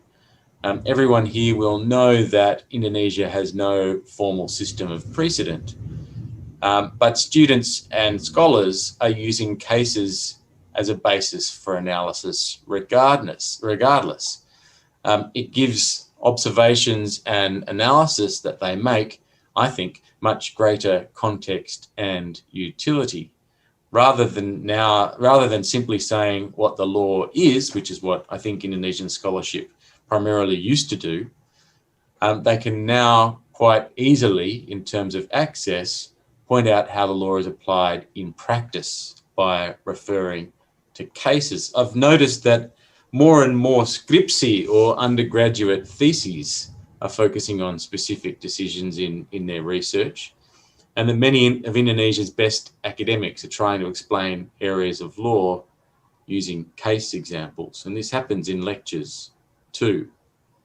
Now, while providing this technological access, I think, is a fantastic start, there's still more that could be done to make the database more useful as a research tool for academics, students, and lawyers.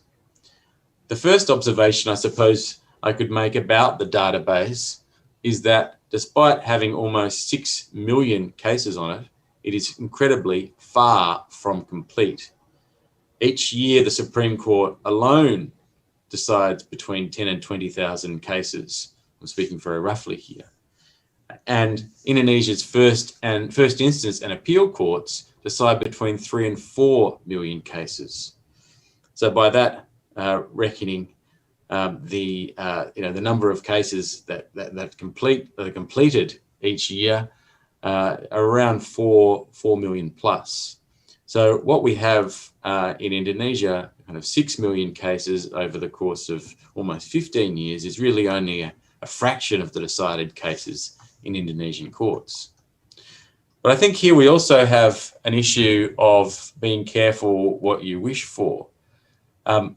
My experience on the database is that searches already tend to return a very large number of results. So the more cases uploaded, the more likely that the searchers will pull out even more cases to read through.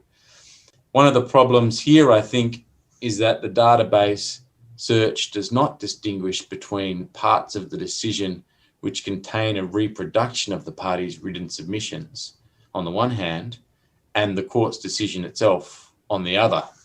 So, for example, you might be looking for a case that applies the principle of forum non-convenience in an Indonesian context and find many of them coming up using the database.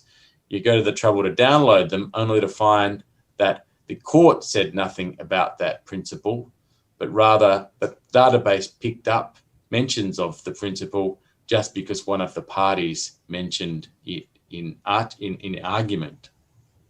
Unfortunately, this is quite common because while the formal document containing the decision might run from 5 to 200 pages or more, the judgment itself, the nub of the court's decision, is only 1 or 2 pages, sometimes only 2 or 3 short paragraphs in the case of the Supreme Court. Another problem with the Supreme Court database is that decisions are generally not released immediately after they are made, if they are released at all. Some reformers have long expressed concern that the Supreme Court is rather selective about the cases it makes publicly available, and some of the more controversial decisions about which there may have been negative publicity and public reaction have never appeared online or have only appeared many months after being decided. There are also often dead links and the database is sometimes down. Although I think this has actually improved greatly over the past year or so. Perhaps more fundamentally, the utility of the judicial decisions that are available is not always particularly significant. Even if you find relevant decisions and can download them, sometimes the decisions themselves do not contain sufficient information to enable another court to follow them, or indeed for an academic or a student to hang an analysis from. The legal interpretation process and competing arguments are not always disclosed, let alone discussed in any detail. Now, of course, when this happens, it's not the fault of the technology, but it is in the nature of the decision itself.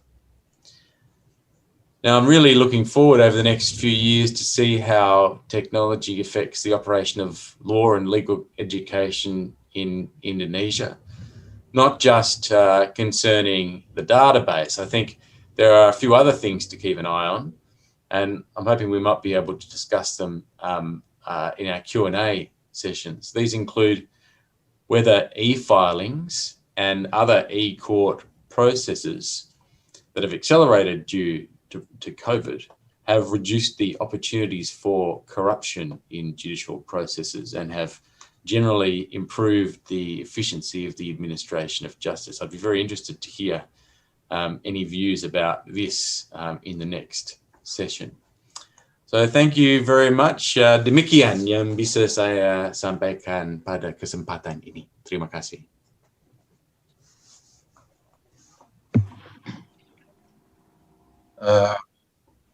Terima kasih. Thank you, Simon. Okay. Right now it's already 11. Yeah. Okay. I think we are going directly to enter into the general discussion session. I hope everybody comfortable with your laptop or other devices to follow this seminar. And now I invite you to address your questions or comments you already or you may have. Feel free to ask any questions. There is no excellent questions and or simple questions. It is important that everybody could engage in these discussions. Well, okay, I think we have two questions in the chat box here. The first question has come from Mr. Haikal Al-Asari, yeah, from the International Department, Faculty of Law, UGM. And the question is, if I may respectfully ask a few questions for both Prof. Simons. So I think it's meant that Professor Simons and Professor Simon Chesterman. As technological skills becomes an essential element for the development legal educations, particularly in the digital era, is there a need for faculty or universities to require lecturers and students to go through some sort of practical course for familiarizing themselves with the computer technology that will be needed? Or does this fall under individual responsibilities? How does NUS or University of Sydney particularly deal with this issue, where everyone does not have identical proficiency with the present and future technological developments, if it is an issue at all? Okay, please, Prof. Chesterman probably will respond this question first. Okay, thanks very much for the question and for targeting it at the two Simons, not the only thing we have in common, Simon, but so the short answer is yes. Yes, we need to do more to prepare our students. And yes, it does require infrastructure, but the good news is the infrastructure is a lot easier. As I think Simon Butt was highlighting in his presentation, you definitely need Wi-Fi. You need some kind of access to the internet. But I can tell you at NUS 15 years ago, we had invested in a computer laboratory. And eventually we just dismantled it because there was no point for the law school to have these elaborate computers when students either had laptops or increasingly phones that were sufficient for accessing a lot of the technology. So that's the good news. So I suppose the bad news is that, yes, it's harder. The good news, it's harder intellectually. The good news, it's a bit easier in terms of infrastructure. And then there are there are two ways in which we can smooth the journey. One is by enabling students to use devices that they're familiar with, and increasingly that's possible. The second is really by helping students to help us, because the reality is that many of the students coming through our law schools are more au fait with technology than professors. Now, you will all know the numbers in Indonesia better than myself, but I understand that in Indonesia, mobile phone penetration is something like 150%. There are many more mobile phones than people in Indonesia, and people are very sophisticated, switching cards, switching networks, and so on. And so one of the things that we've been doing, the money we used to put into building computer laboratories so that we could tell the students, okay, this is the hardware you are going to use and these are the problems you're going to address. What we now do is we put that energy into giving our students space. We run hackathons, we give students opportunities, we give them general tasks, but we really ask them to exercise their creativity. And so some of our students have now gone on to start legal startups to do legal analytics. The one that springs to mind is a couple of students who developed software that predicts how assets might be divided up in the event of a divorce. And in one sense, this is a bit sad because these two guys who had not yet been married, I think one of them had a girlfriend, were already planning for what might happen in the event that they get divorced. But the upside was this got taken up by law firms, by the Law Society, as a useful tool that could then help educate people about the likely impact of divorces and ways to manage that a little bit more smoothly and predictably.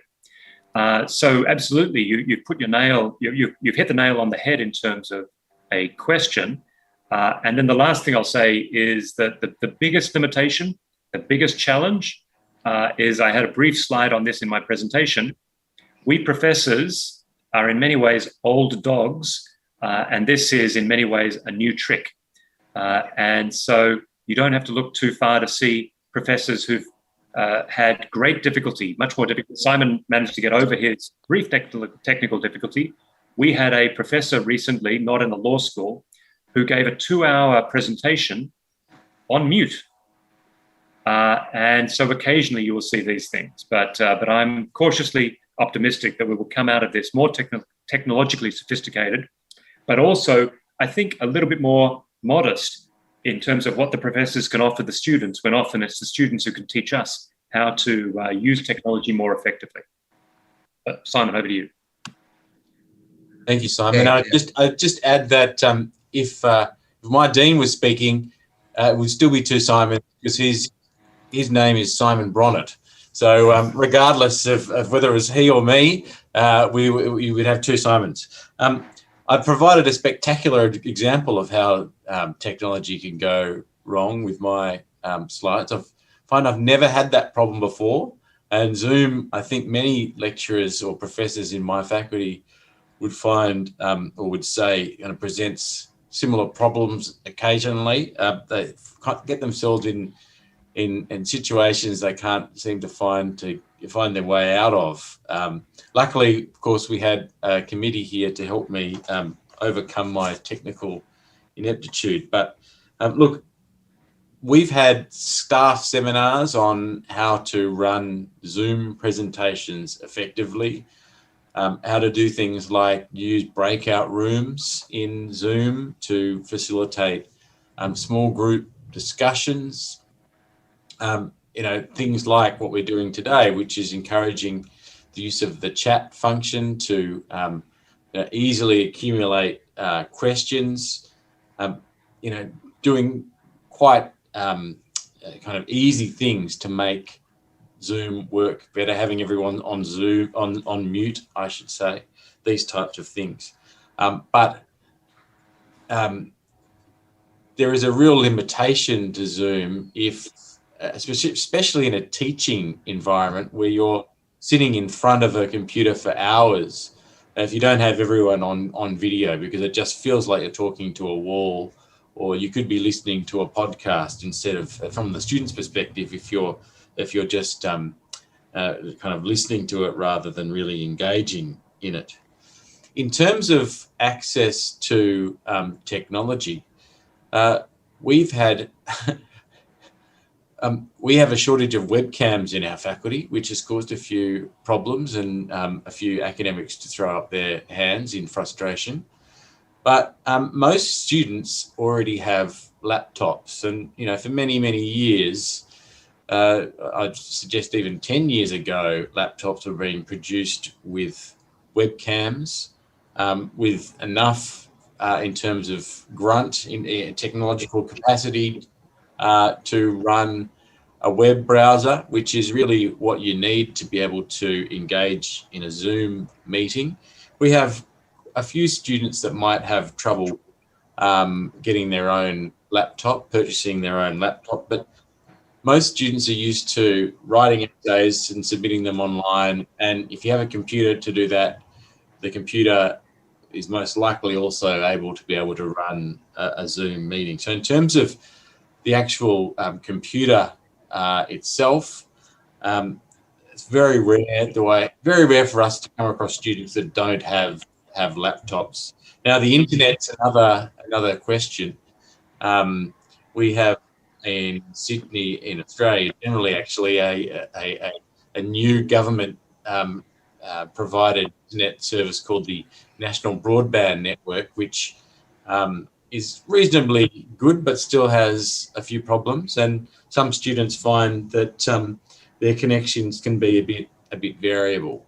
Again, there are things that can be done to kind of reduce the significance of those problems, like turning off the video, turning off sound from the student's computer, so that they can just hear the lecturer speaking, to get over the bandwidth issue.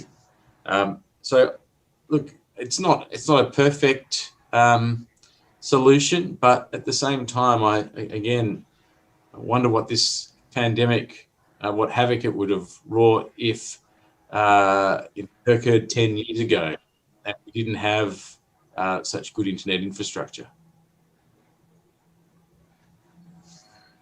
Okay, thank you. Add something? Professor Chesterman and Professor Bat. And then the next question is for Professor Wang. I believe Professor Wang already read the questions in the chat box, and you can respond it. Okay, hold on. Take a look. Or may I read the questions? Could you? Yeah. From Laras Susanti. Okay. Professor Wang, as you mentioned, in some areas, law school could not provide sufficient technology and internet to support remote teaching, let alone the fact that students have lack of internet access in their hometowns. Also, many courses must be transformed to hybrid or full online structure. To that point, what law schools in the region, such as in Asia Pacific, can do to strengthen each others in responding to this situation?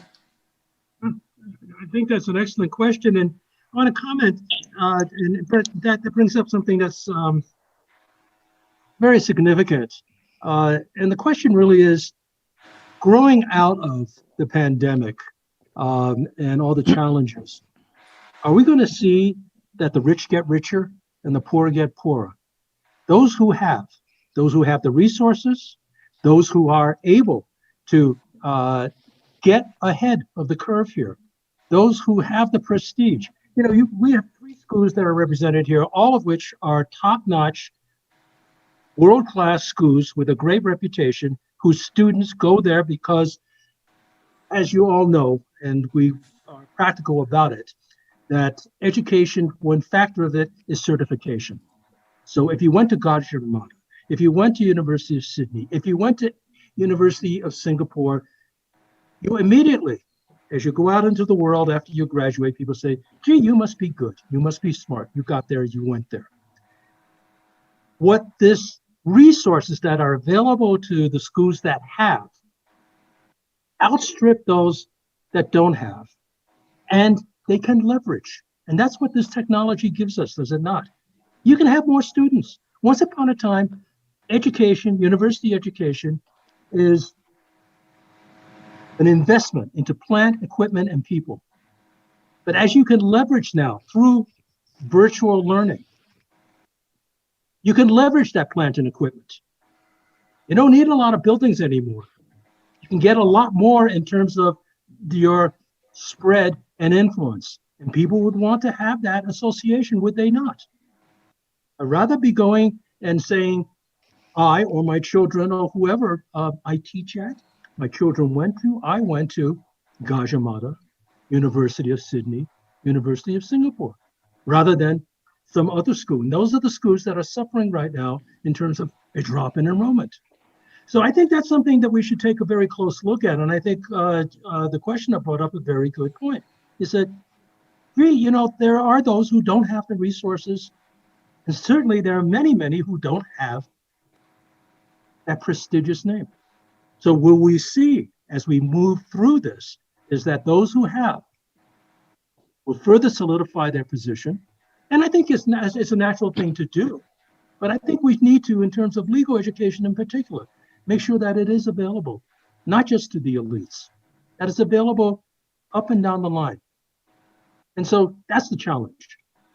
And there's an opportunity to do good or candidly to be able to take advantage of it. And we will see. Okay. Thank you, Prof. Wang. And then the next question is from Rachel Andriwinata. I think it is for Prof. Chesterman and Prof. Bat. Yeah. The question is, it is my honor to be able to ask in this matter. Let me ask how or methods of learning, what is applied at NUS or Sidney are associated with pandemics beyond virtual or online media. I mean, whether to bring in students with very strict rules or in any other way. Please, Prof. Chesterman and Prof.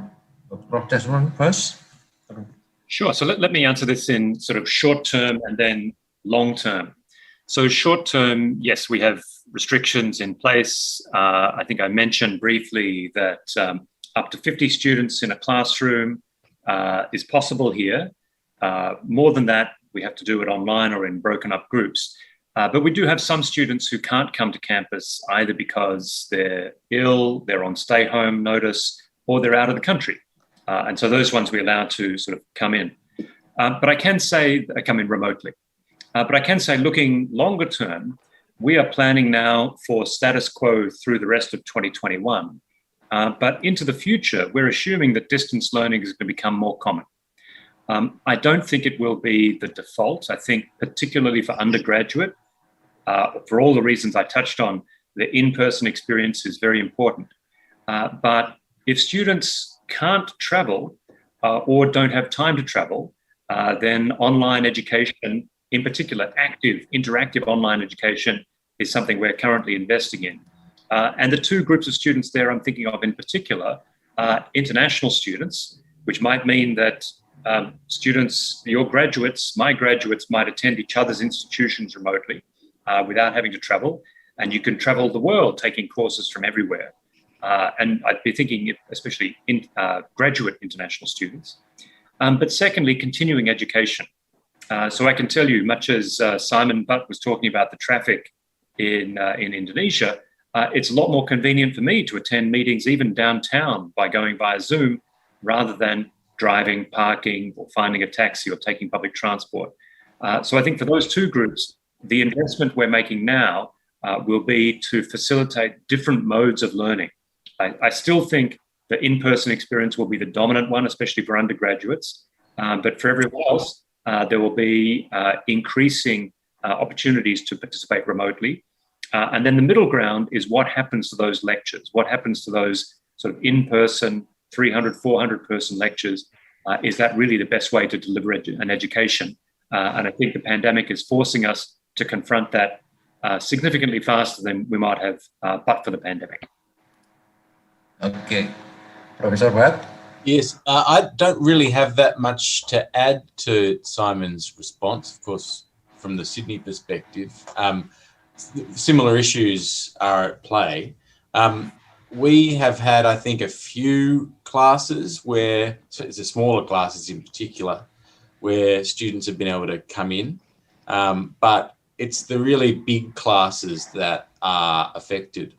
For any of you who have been to Sydney Law School, we're in this lovely big new building, but the lecture theatres that were built as part of it are actually quite small, and they're intended to accommodate up to 60 students, which is what we tend to have, I suppose, as class sizes. But of course, none of them can be socially distant from each other, whatever the 1.5 or 2 meters.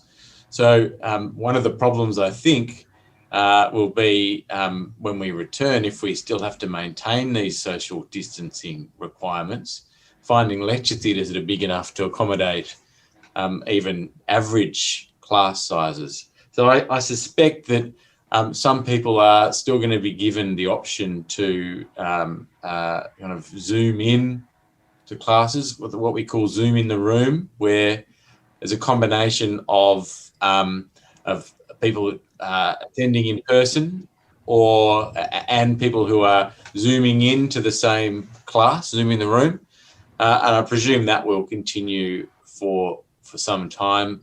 And like Simon said, in terms of international students, I think for some significant period, at least this year, most of our international students will have to continue to Zoom in rather than come in person. Thank you, Prof. Pat. And the next question is from Rafa Rasida from UGM. And there are two questions. And to all the speakers. The first question is, do you think that the integrity of students and or lecturers or teachers are decreased through online methods of learning and teachings? And then the second question is, if the pandemic ends and lockdowns are lifted, would you still consider online teachings methods almost on a daily basis, even though we technically can meet face-to-face again? Okay, I think first opportunity I give to Prof. Sigit. Yeah. Okay, thank you, Prof. Marsudi, for the very interesting question concerning the integrity and how to respond our future after the pandemic end. I would start to respond to the second question concerning the what's going on. What is our prediction concerning the legal education or teaching learning method in the future after the pandemic end? I believe that we have to be prepared for a very new situation, very new transformation of our life, and as well as in our educational process, as well as in the way of we are organizing and implementing the program, including within the university and including within the Faculty of Law, even though in UGM.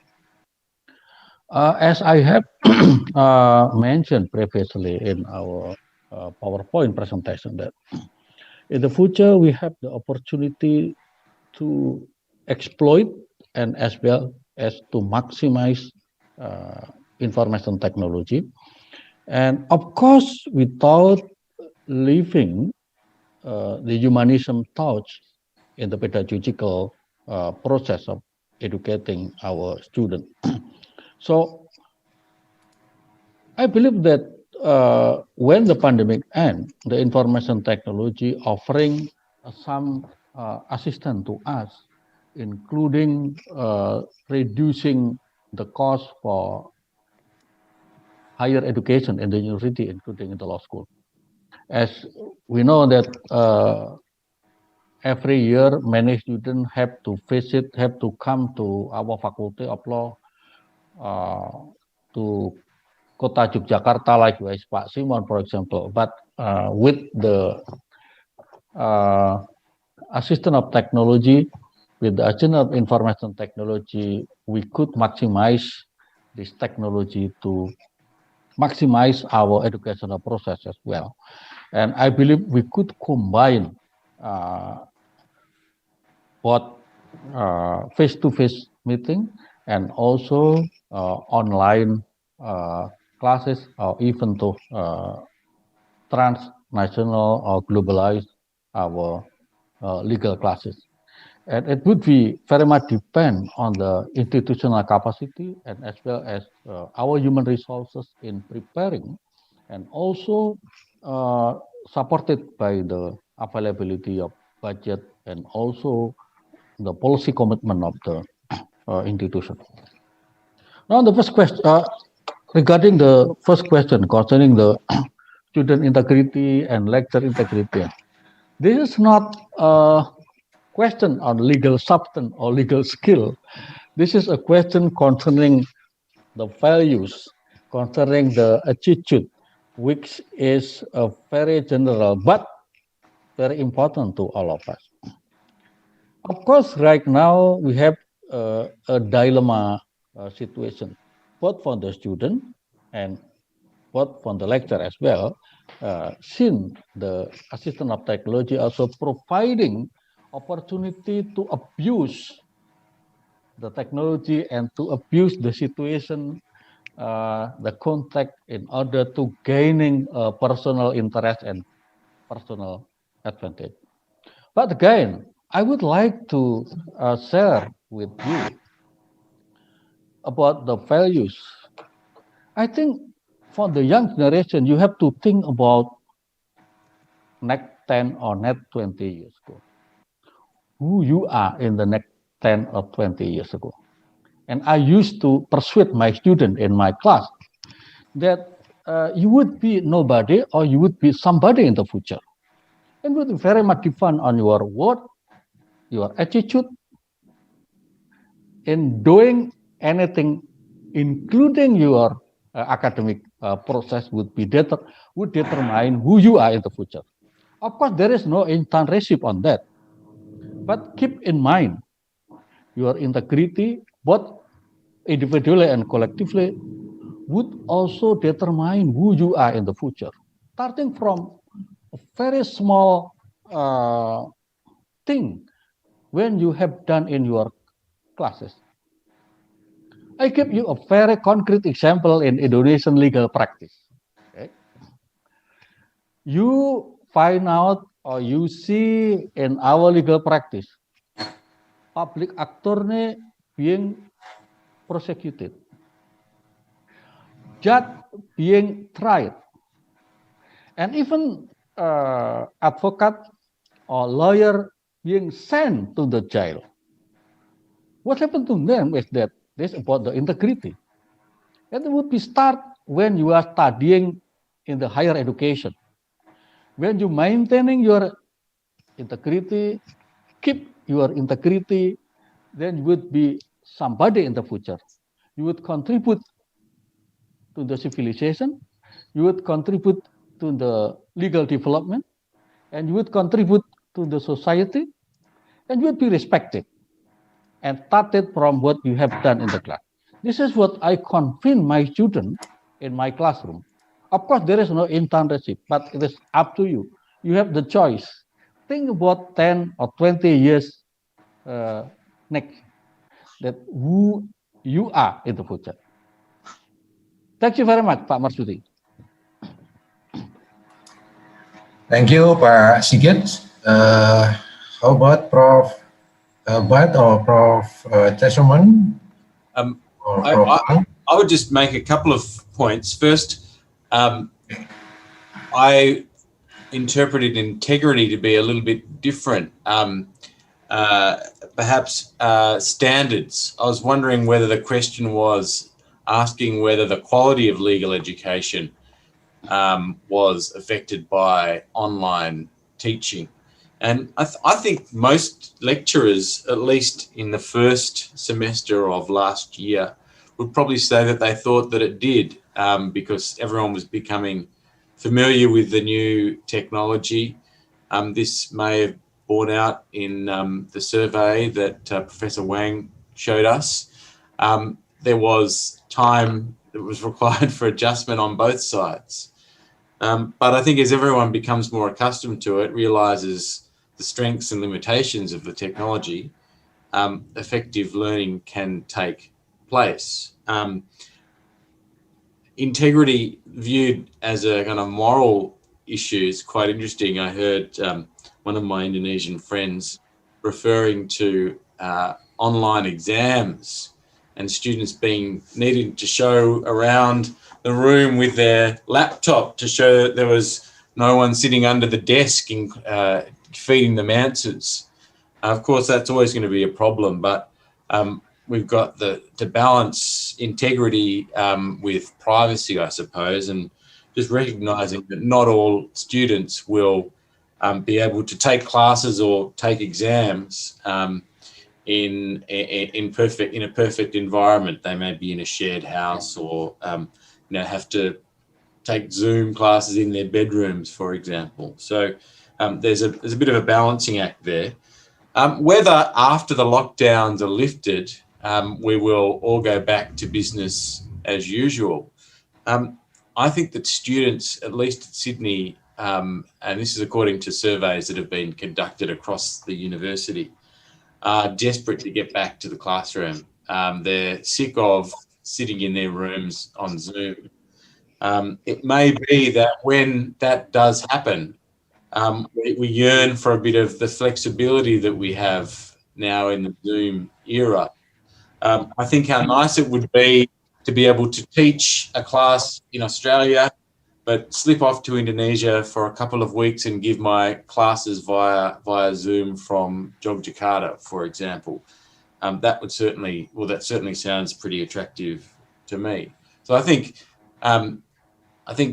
generally speaking, people are going to want to try and get back to the face-to-face teachers, because after all, or teaching, after all, it's about engagement, and it's easier, it's better to engage in person, I think. But perhaps there'll be a measure of flexibility, given that we know that online teaching can work. Thank you, Professor Bhatt. Prof. Wang, probably. Picking up what Riyanto was saying, to ask the students, what do you picture yourself 10 years from now, 20 years from now? And that's a hard question to answer, because we really don't know. What changes will all this bring? It's education, and I talked to some of the graduate students who want to go into our profession, teaching and researching in a university setting. And I said, I work hard, but it's not going to be the same. Your career path is not going to be mine. It's going to be very, very different. Will there be a necessity of having so many professors? Is a question. If I can reach an audience of 1,000 with a lecture, and that lecture is recorded, I may be dead, but boy, that was a great lecture. Is there a necessity to keep that pipeline going? So, these are things to consider. Then you say, well, you always need research. And you say, you're absolutely right. But what puts bread on the table, okay, is basically student tuition. And so what comes in? And then there is of course, the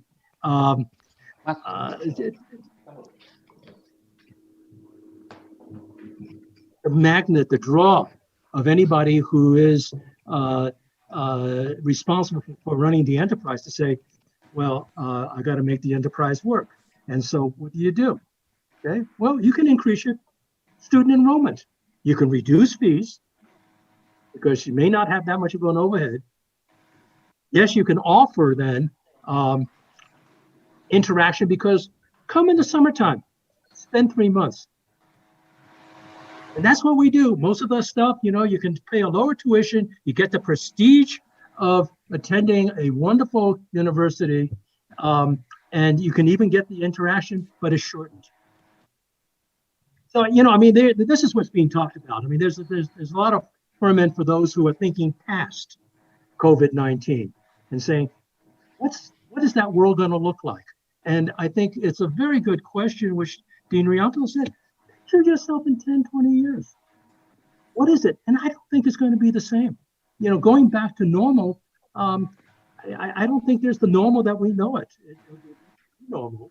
I think in terms of teaching and in terms of as we adapt to this new technology, we're going to be more hybrid.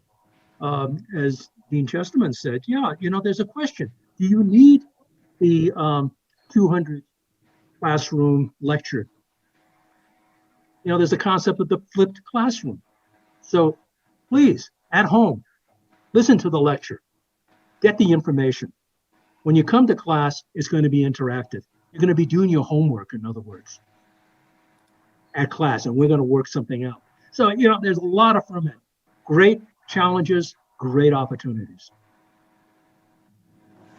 Thank you, Professor Wang. Professor Chesterman? Sure, maybe just 2 points on learning and on exams. On learning, I think the jury is still out, but there is a lot of evidence that we're now generating, examining the effectiveness of online versus in-person education. Socially, it's clear we like in-person education. That's our sort of bound up in our DNA. But in terms of the actual results, as if you recall in my slides, to me, the dynamic is not really the in-person versus online. It's the active, passive, synchronous, asynchronous, individual, collaborative. Because the reality is that if you record something and people consume it, it's a very different experience from doing it in person. It's one of the reasons why theatre remains a vibrant part of most cultures around the world. Live performance retains something distinctive. And I think professors know, and the students listening, hand on heart, might be able to confess that sometimes a recorded lecture, they're not sitting down for a 2-hour block to watch it in completeness. They're watching it in bits and pieces. They might be watching it at accelerated speed. There are upsides to that because you can go back, but it's a very different experience. Secondly, on assessments, I'd echo the point that Simon Butt made. There is a temptation in online assessments to use surveillance to guard against plagiarism as if that's the main concern. But you have to balance that against real intrusions on privacy and all sorts of problems that go along with that. But secondly, assessments really should be geared towards demonstrating useful skills, the application of the knowledge that hopefully has been acquired, the critical analytical skills that have been acquired. And so many law schools around the world, including our own, for some time continued to use closed book, handwritten exams. No client in history has ever gone to a lawyer and said, okay, here's a problem, and I want you to give me your answer without looking anything up, without going to computer, just handwrite it for me right now. And so there was a real divorce between our assessment methods and the skills we're actually trying to imbue. So again, this is an example of how the pandemic is accelerating trends that I think were already underway, and indeed in many cases were overdue.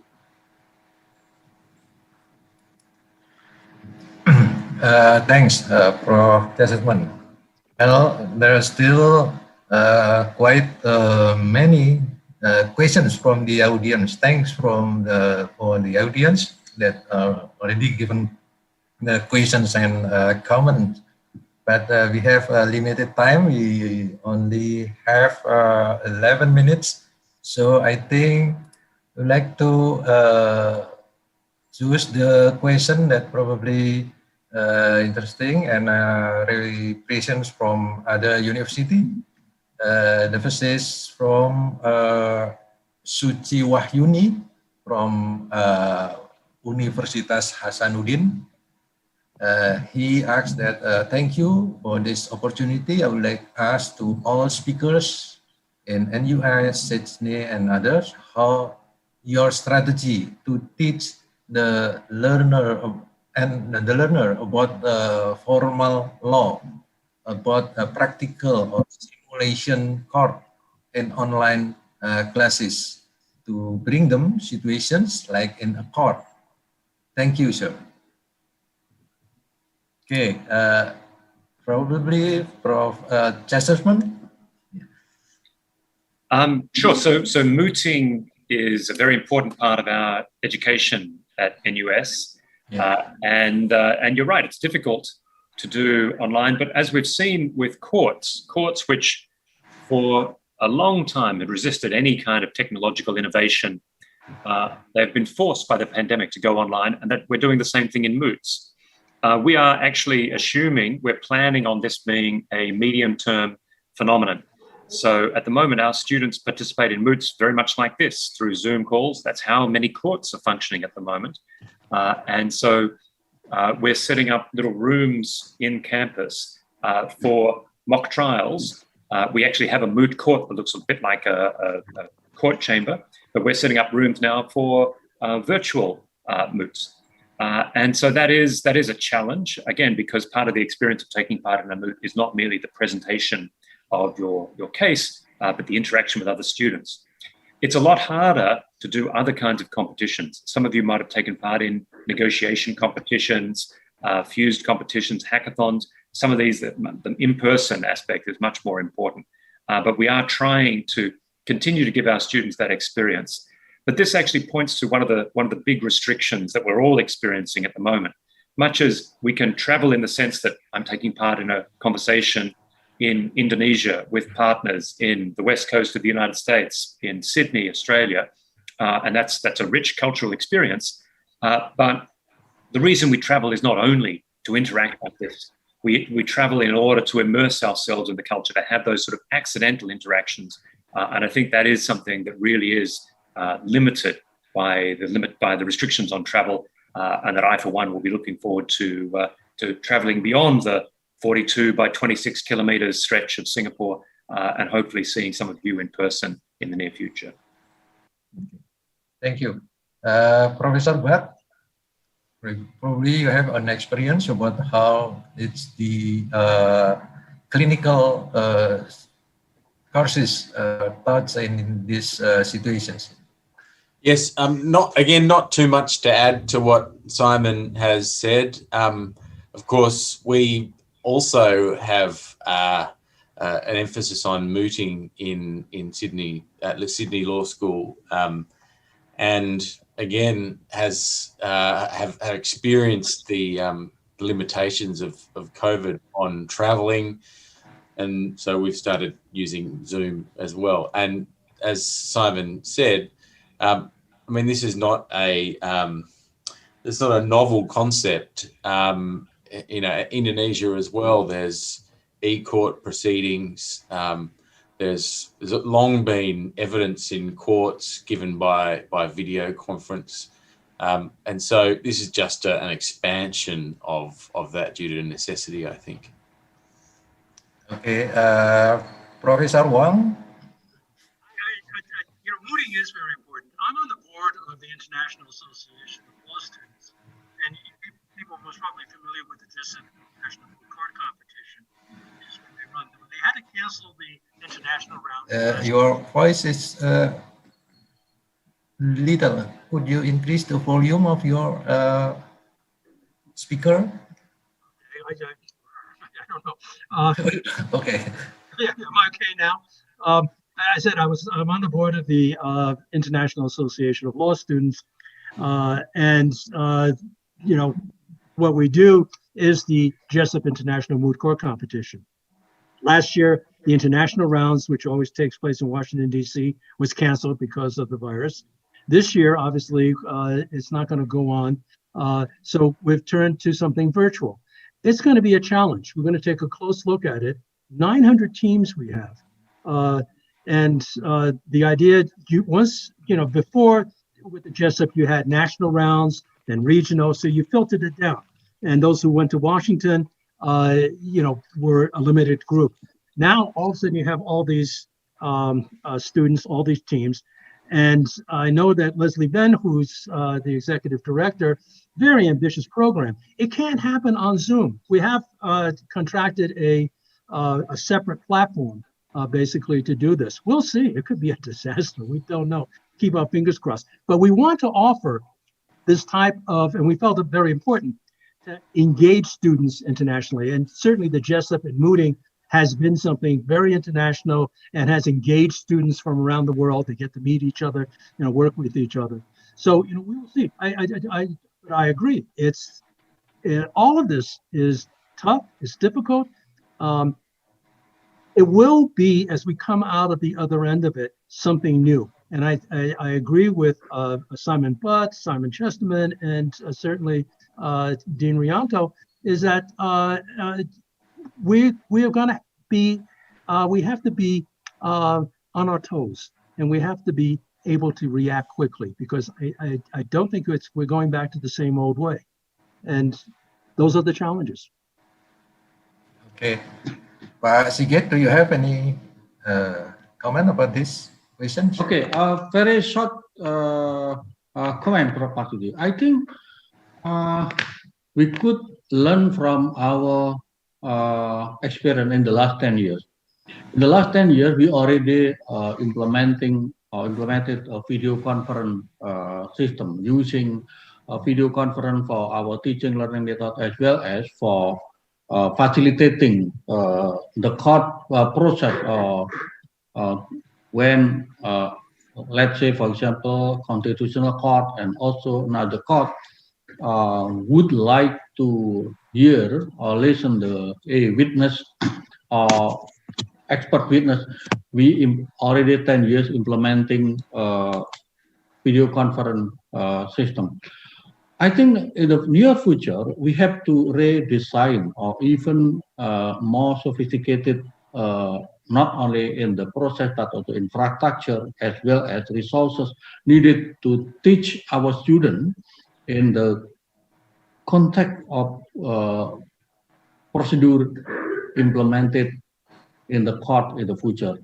And I believe that all of law school in Indonesia have to devote resources to prepare this new situation, because this new context of court system, including e-court and etc., the technological aspect, especially information technology, would be very significant in the context. And thank you, Pak Marsudi. Okay, thank you, Pak Sigit. Yeah, I think we still have 2 minutes, and we can ask some more 5 minutes, yeah, because we started a little bit late, 10 minutes. So I will read the questions from Ibu Sriwartini from Faculty of Law, Universitas Islam Indonesia. Assalamualaikum. In the era of industrial revolutions 4.0, the information technology and communication development affect seriously to the legal professions. It gives impact to the private and public services. What is your opinion regarding this matter? And is it possible that the challenges in the future that lawyers will compete with digital software in analyzing cases? So people will refer to the software. I would like to be addressed by all the speakers. Thank you. Assalamualaikum warahmatullahi wabarakatuh. Okay, Prof. Chesterman, probably you can give a comment with these questions. One minute before the end of the scheduled conference to ask a question like this. It's a fantastic but enormous question. And I'll answer it in 2 ways, both by comparison with medicine. So medical knowledge now has been democratized. If we have symptoms, we can Google them. Doctors now complain that patients come in having searched for their symptoms and come up with a potential diagnosis. The problem is that on the internet, you can find all sorts of things, all sorts of information. The challenge is how you curate that knowledge. And this really speaks to the role of legal academics, of academics generally, and lawyers, that the issue now is not getting the information, it's curating that information. It's working out the wheat from the chaff. And so that's one way in which I think lawyers, legal academics will remain essential in terms of curating knowledge. As the technology gets better, that role, however, will diminish. And this is the second way in which I would draw a distinction from medicine. Because with medical technology, with pharmaceuticals, for example, with drugs, we do controlled trials, we do testing, and we use statistics to work out what medical treatments work. Sometimes we don't actually know why they work at a molecular level. We don't know why a particular pharmaceutical works. We don't know why certain treatments in psychiatry work, but they work, and we're satisfied to proceed on the basis that the statistics bear that out.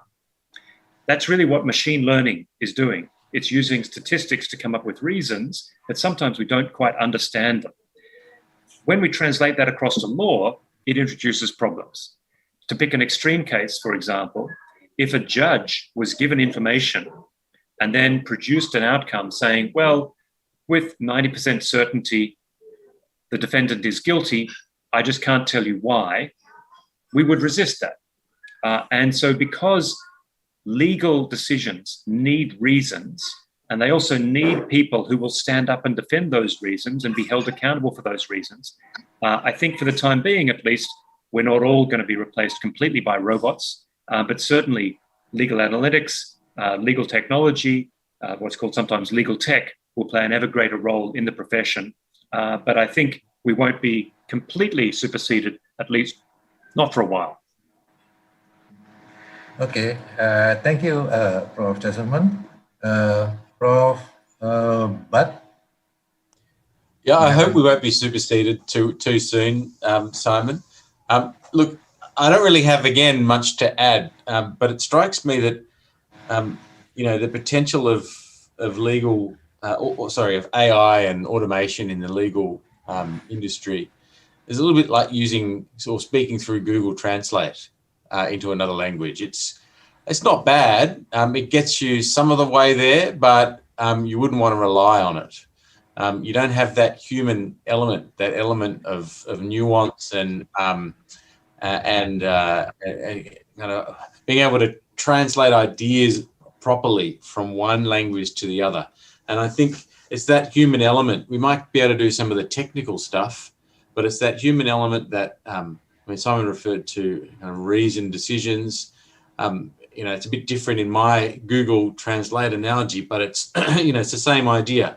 Also, the same idea that as time goes on, the technology gets better and better, and the translation becomes better and better too. And I suppose it's a matter of watch this space. Okay, Prof. Wang? There's a question here, which is very interesting. As the technology becomes more sophisticated, as AI comes into play, I agree with Professor Chesterman. You're always going to need, I hope, somebody sitting there doing critical analysis. But how many people are needed? Can it absorb, can this marketplace absorb the students, all the students that we produce? Or will they be doing other things? Because certainly in terms of, just say, litigation, the technology has really increased and leveraged and helped the practitioner, but has reduced basically the need for a lot of associates and a lot of paralegals. So, you know, that is something that we as educators who are filling the pipeline with students versed in the law, what are they going to be doing? So going back to Dean Riyanto's point, think about yourself 10, 20 years from now. It's going to be different, and there's no prediction. So what is it that we need to give to them so that they are prepared, so they can shift? They can be fast on their feet. They're on their toes, because they will have to be. Okay, Prof. Sigit?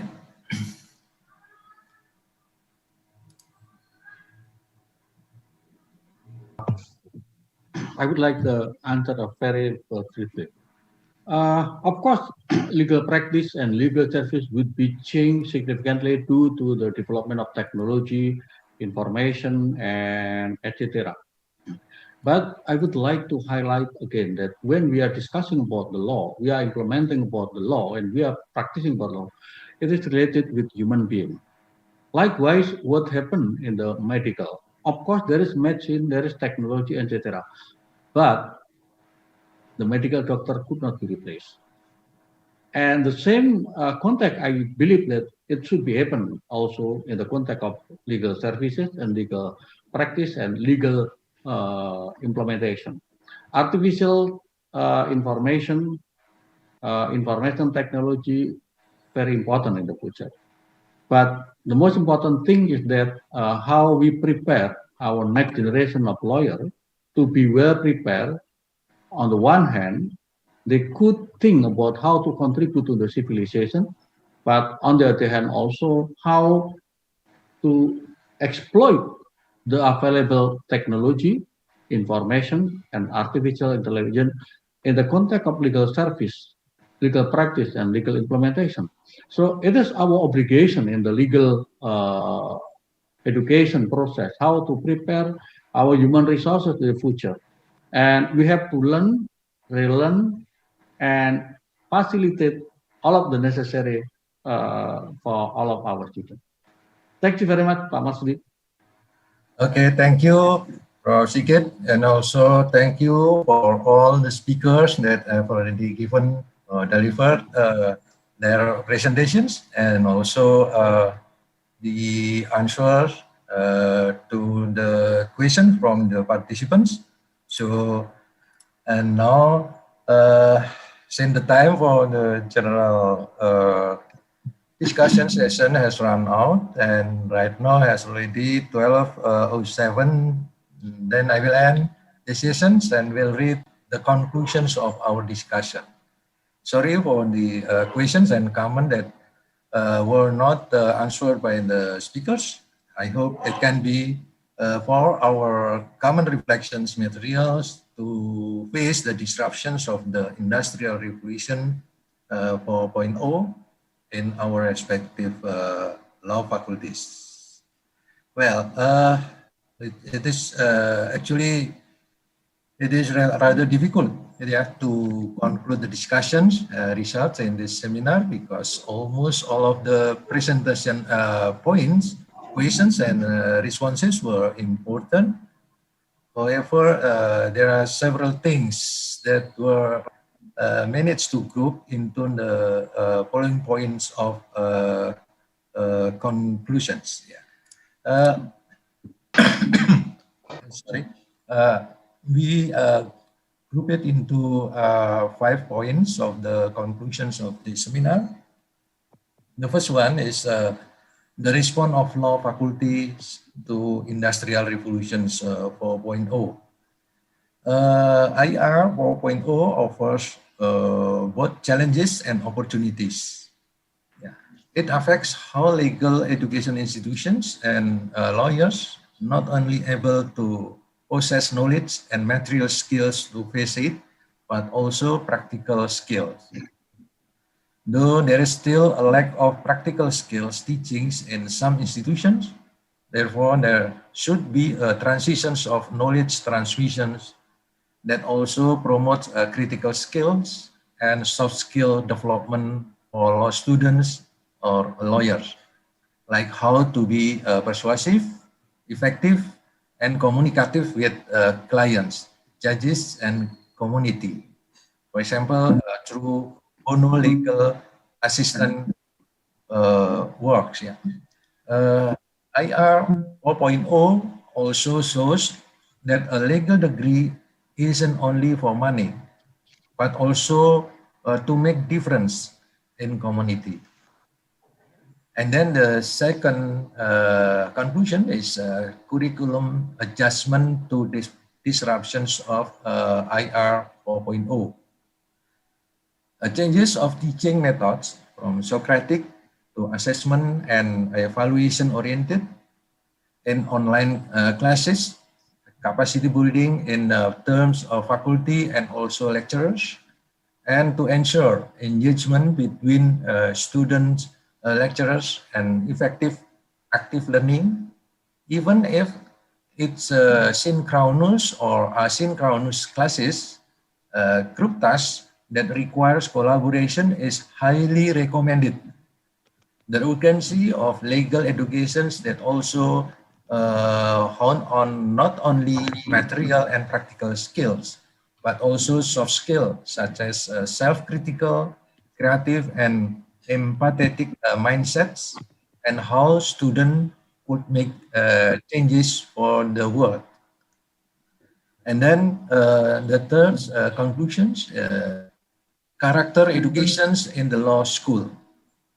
It's important for legal education institutions to ensure and promote academic integrity to students, especially in conducting exams or class assessment, because from the maximum exposure to many sources or materials, especially online, students are often tempted to commit academic dishonesty, such as cheating, copying, and etc.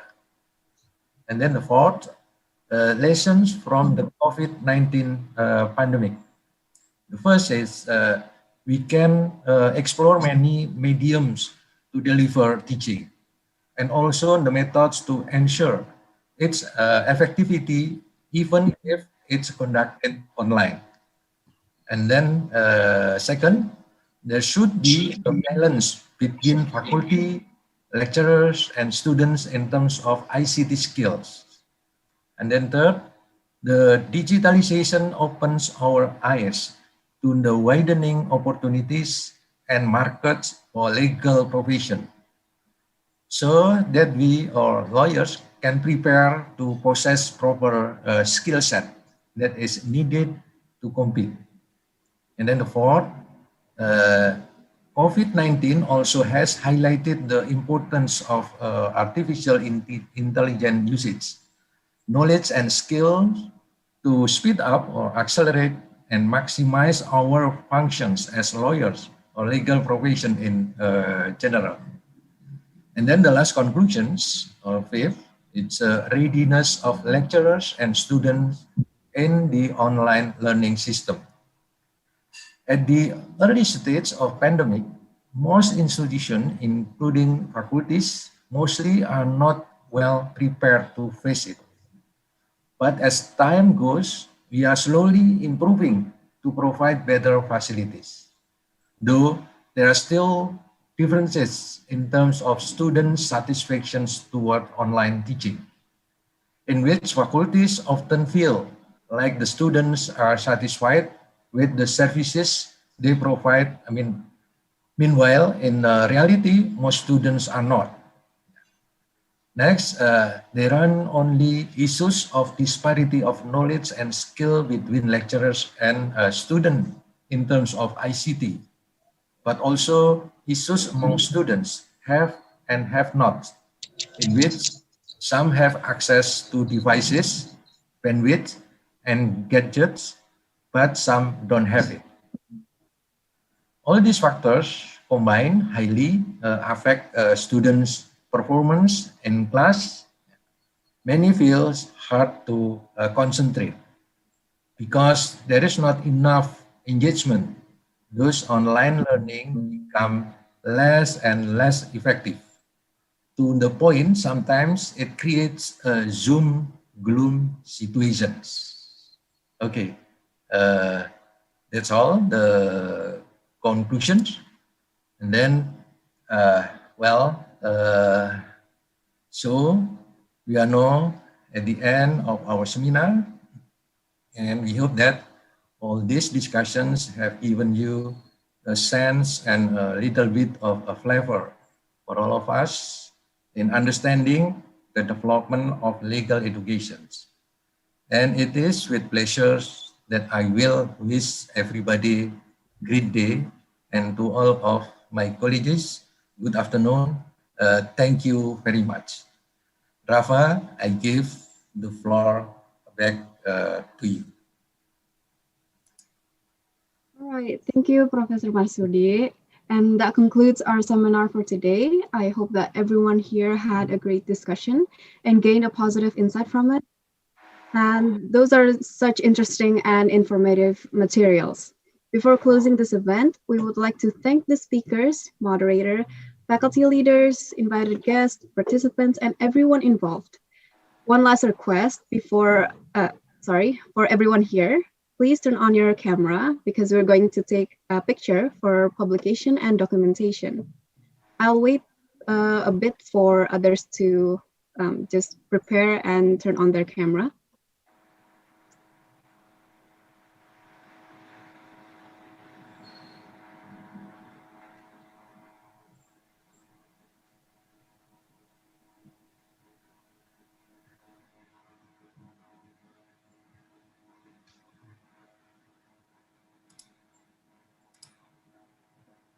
Great to see everyone. See, this is so much better when we can see each other. Thank you all for turning on your cameras. Yes, it's nice to meet everyone here and see everyone doing so well.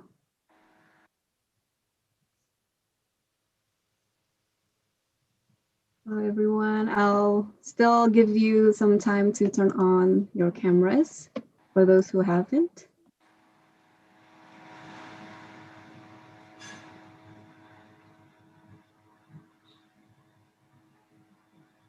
All right, I think I will just start with the countdown and also the capturing all of the participants here. Okay, let me have a moment. Okay. 1, 2, 3. And I'll go to the second slide. 1, 2, 3. Okay, third one. 1, 2, 3. Fourth. 1, 2, 3. Fifth. 1, 2, 3. And last one. 1, 2, 3. All right, thank you. I've captured everyone here in the Zoom meeting. Wait, let me, oh yeah. And that will be all from me, and I wish everyone a great day. Wassalamualaikum warahmatullahi wabarakatuh. Shalom. Waalaikumsalam.